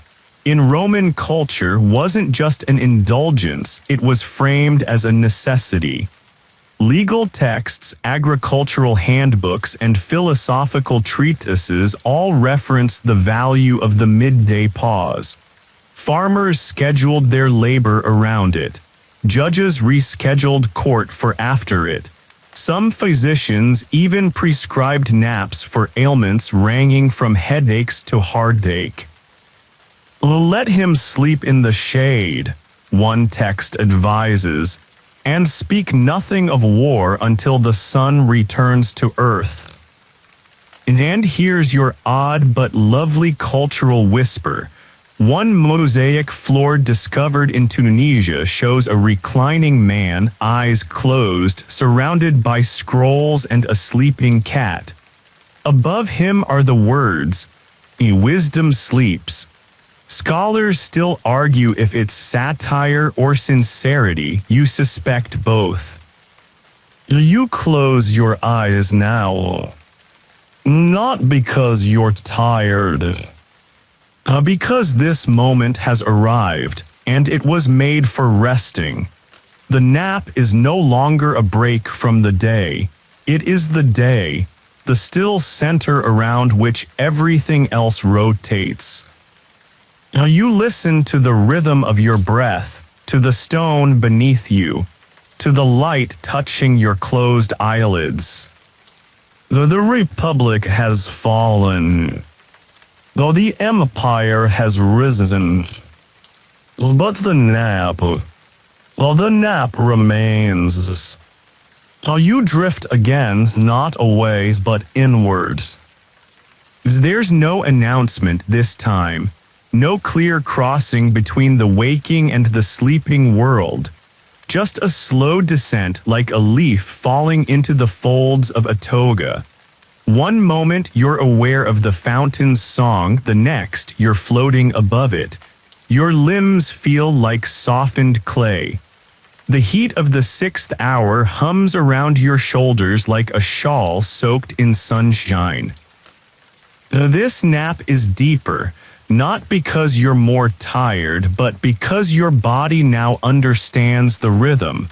This is no longer a borrowed ritual. This is yours. You sleep not with the desperation of the modern mind, but with the deliberate calm of someone who has scheduled nothing at all, and is proud of it. Across the villa, all things are at rest. Once again snores with the quiet dignity of a man whose only real responsibility is digestion. Helena lies in a shaded alcove, a scroll resting lightly on her chest like a sleeping pet. Even the shadows have stopped moving. Here's your historical truth for this long exhale. Some ancient Roman texts refer to thee as a sacred time of soul realignment. The idea was not merely to rest the body but to let the spirit return to its proper axis. Seneca wrote that a man awake at all hours is a man not centered. One short nap, he argued, could save a week of misaligned thought. He was right, of course. The man knew how to nap like he meant it. And now for your quietly absurd cultural delight. Archaeologists once found a lead curse tablet from a Roman home that reads, "May my neighbor's nap be interrupted by biting flies." It's unclear what the offense was, perhaps a stolen chicken or an unswept doorstep, but it tells us one thing very clearly. The Roman nap was taken seriously enough to hex. You stir just slightly, not awake, just rearranged. The stone is warm beneath your elbow. The breeze, a rare visitor during midday, brushes the edge of your robe and then drifts off without waiting for thanks. You hear a pot shift in the kitchen, a pigeon coo, then silence again. It's hard to say how much time passes because here, within the frame of the nap, time is not a ruler but a guest. It doesn't command. It simply sits beside you sipping something quietly. Eventually, the light changes. Not much, just enough to suggest that the sun has begun its lazy downward stretch. You hear the first movements of reanimation, Sylvanus softly sliding the curtain aside, a creak of wood as turns to his side and mumbles something about figs and politics. And you remain still. Because you know now, the nap is not over until the nap decides it is. You open your eyes gently, like they're petals unsure of the season. Everything is brighter but not glaring. The afternoon has leaned forward, reaching the part of the day where the sun stops boasting and starts offering apologies. You sit up slowly, like a column rising from the sea, and brush the dust from your robe. The world returns in soft pieces. The whisper of birds in the garden, the smell of lavender baked into stone, the distant giggle of someone overcooking lentils. Is up right now, drinking something thin and herbal from a bronze cup, and claiming to have dreamed of arguing with Cicero about seating arrangements. He insisted on the middle couch, mutters, and I told him it was reserved for the one who actually contributed something. Helena, without looking up from her list, says, "And then you woke up victorious and entirely fictional." Raises his cup like a man who's decided that fiction has better furniture. Sylvanus brings a plate of dried apricots and soft cheese to the table. The snack is not needed but appreciated. You take a bite. The apricot tastes like golden hour. The cheese tastes like something trying very hard to taste like cheese. You eat both. Here's your historical moment of the hour. Elite Romans often treated the post-nap window, the 7th and 8th hours of the day, as a sacred window for thinking. Not decision-making, not meetings, thinking. It was believed that post-rest clarity was the sharpest. A philosopher might write, a senator might revise his speech. A poet might, take another nap. And your obscure cultural gem, a Roman diary fragment reads, "After the nap I could see my neighbors' lies more clearly. They wore fine sandals, but their soles were thin." Scholars have no idea what this means, but it was underlined twice. You rise and walk again, slowly. There is no hurry in this house. Even the goat, yes, the goat, has returned to the garden and is standing perfectly still, gazing at the herb pots like a sommelier considering a wine list. You pass by the same mosaic floor you walked on this morning. The pattern geometric spirals is hypnotic now. Perhaps it always was. Perhaps you just weren't ready to see it until you were full of figs and unbothered by capitalism. Helena walks beside you now, arms crossed, eyes scanning the sky. Tomorrow will be warm, she says. We'll need more water near the pepper plants. You nod. It sounds important, though you've never watered anything in your life. She pauses. Did you nap well? While you look at her, I did. She nods. Then today has been successful. And that's all that needs to be said. Because in Rome, success is not always about conquest. So sometimes it's about how gently you returned to the world. The late afternoon opens slowly, like a gate no longer in a hurry to keep anyone out. The air has mellowed. Even the stones of the courtyard, those stoic observers of generations of sandals, spilled wine, and mild arguments about garden statues, seem to radiate a gentler heat now. The world is winding down but not collapsing. It's folding itself neatly like a tunic before supper. You walk alongside who has decided that now is the perfect time to inspect a half-finished column base that hasn't been touched in months. A fine foundation, he says, tapping it once with his knuckle. For what, you ask? A better mood, he replies. He then promptly forgets about it and starts examining a crack in the walkway like it contains political meaning. You're not walking for any reason, of course. In Rome, walking after was not just healthy, it was seen as a form of re-entry. You were supposed to rejoin the day slowly, lest you confuse the body or offend the gods of digestion. The term evening stroll appears in multiple Roman texts, often paired with recommendations like take one lap around your garden or avoid sudden conversation with philosophers. Here's your historical nugget for this stroll. The famously reflective emperor regularly walked after his nap with a companion who wasn't allowed to speak unless spoken to.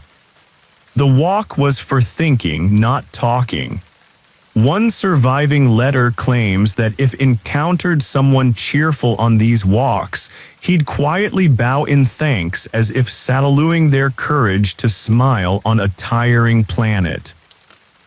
And now for your wonderfully unnecessary cultural tidbit. A minor senator once published a set of ideal post-nap greetings based on the mood of the one being addressed. Among them, you look like your thoughts took a walk without you. May your dreams be sharper than your neighbor's voice. I see you've returned from that glorious province of sleep. You and now past the garden's edge where the goat, yes, the same goat, has stationed itself atop a low bench.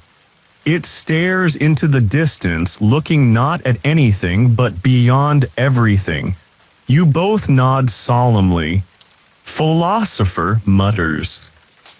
Inside, Helena has resumed her eternal scroll reorganization. Every few minutes she sighs at the handwriting of a certain uncle and loudly questions whether he ever learned to spell centurion. Sylvanus stands nearby with an armful of parchment, nodding like a man who has accepted his fate as a bookshelf. You sit by the fountain again. The light is soft now, liquid gold poured from the sky in long, slow streams. Your reflection wobbles gently on the water. You look calm, you look rested, you look Roman. And that's no small thing. Evening settles on the villa like a final chapter with no plot twist, just a soft landing. The dinner is simpler tonight. A chickpea stew, a few roasted carrots, a crumble of goat cheese that was probably not meant to be a crumble but is forgiven. The wine is light and the bread is thinner than usual, almost airy. Everything tastes quieter. You eat with Helena and in the triclinium, reclining just slightly. The conversation moves like mist, light observations about weather, a neighbor's new dog, and the philosophical implications of falling asleep during your own birthday feast. Declares, I once attended a party where everyone fell asleep before the second course. Best evening I've ever had. Helena rolls her eyes. It was your cousin's funeral. Nods, exactly. Here's your historical spoonful for supper. Some Roman thinkers believed the body should never be fully awake or fully asleep. Rather, one should spend the day moving between levels of alertness, like walking through a house with many quiet rooms. The nap was the deepest chamber, but the evening meal was the porch, halfway in, halfway out. A liminal space between effort and release. And your obscure but somehow useful tidbit.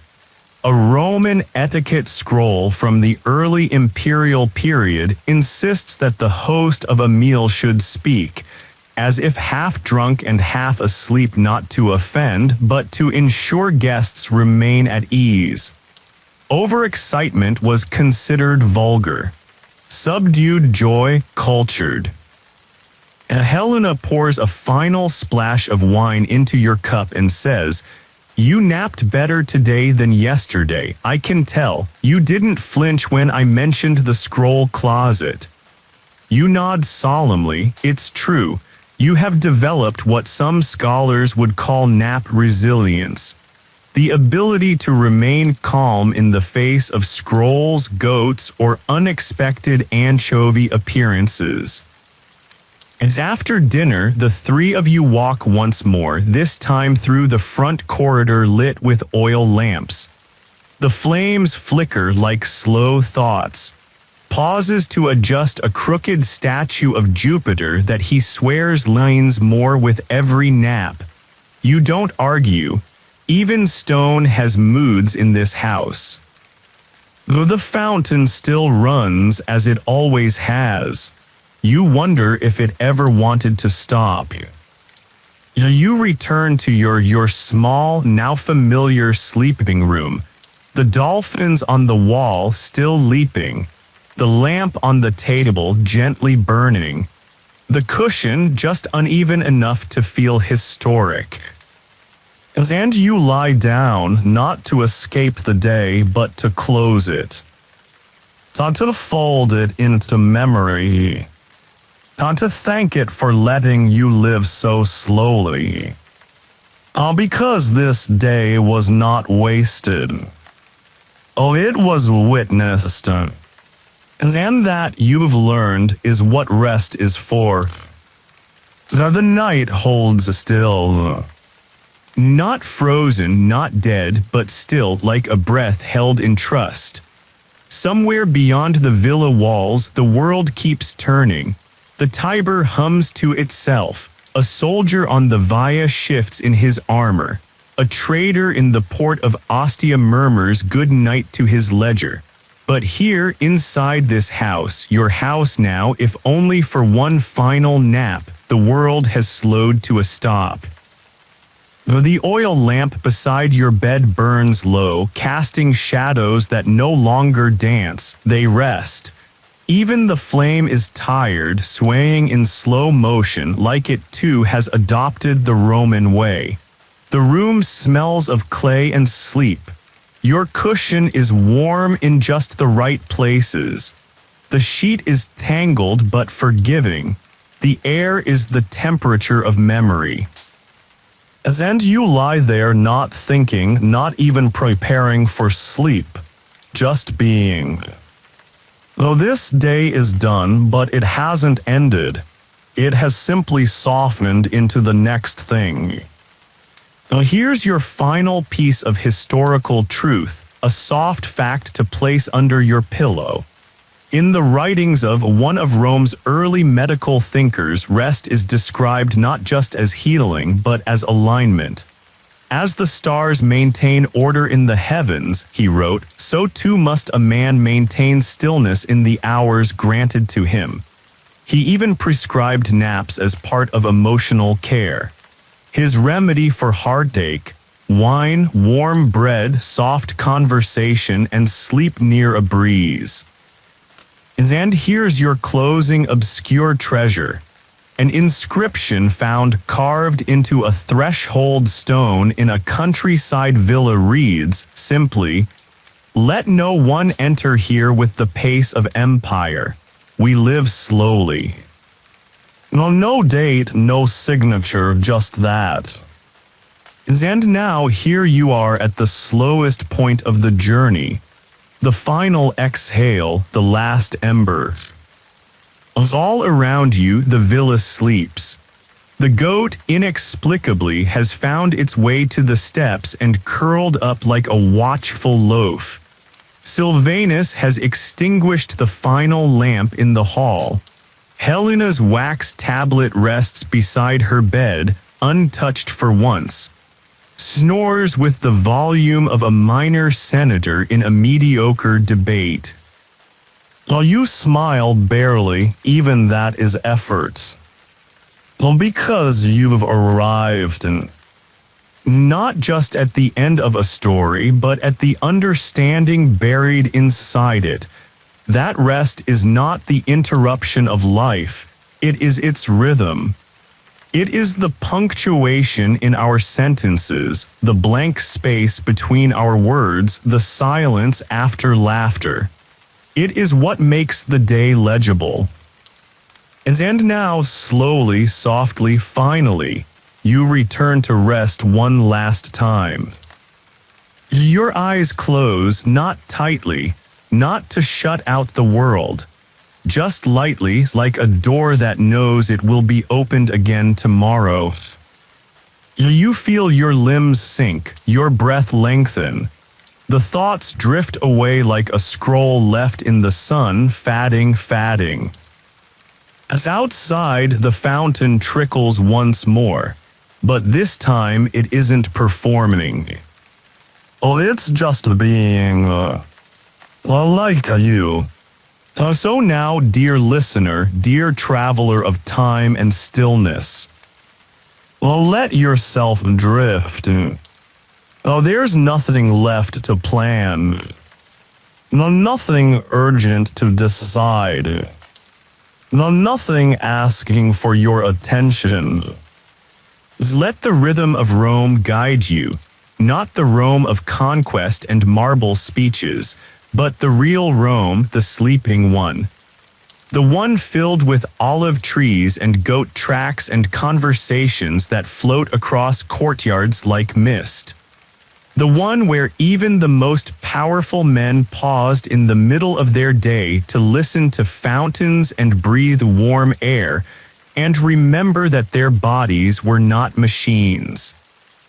Let that Rome settle into your breaths. Feel your thoughts slow, not stop, just loosen. Let them unlace their sandals and recline in the corner of your mind. You are no longer responsible for anything. The day has been enough. The effort has been sufficient. The silence is not a void, it's the gift. The nap is not laziness, it's wisdom. And here, in the softest hours of the night, you are doing exactly what the of Romans once did. While you are choosing peace, let the stillness hold you. Let the shadows grow soft around you. Let your body become quiet and your thoughts become weightless. Let the world spin without you. You'll return when you're ready. But for now, sleep. Sleep like you are a citizen of the slowest empire. Sleep like someone who has nothing left to prove. Sleep like someone who finally understands. That even in history, there was always time to rest. A good night and may your dreams arrive gently.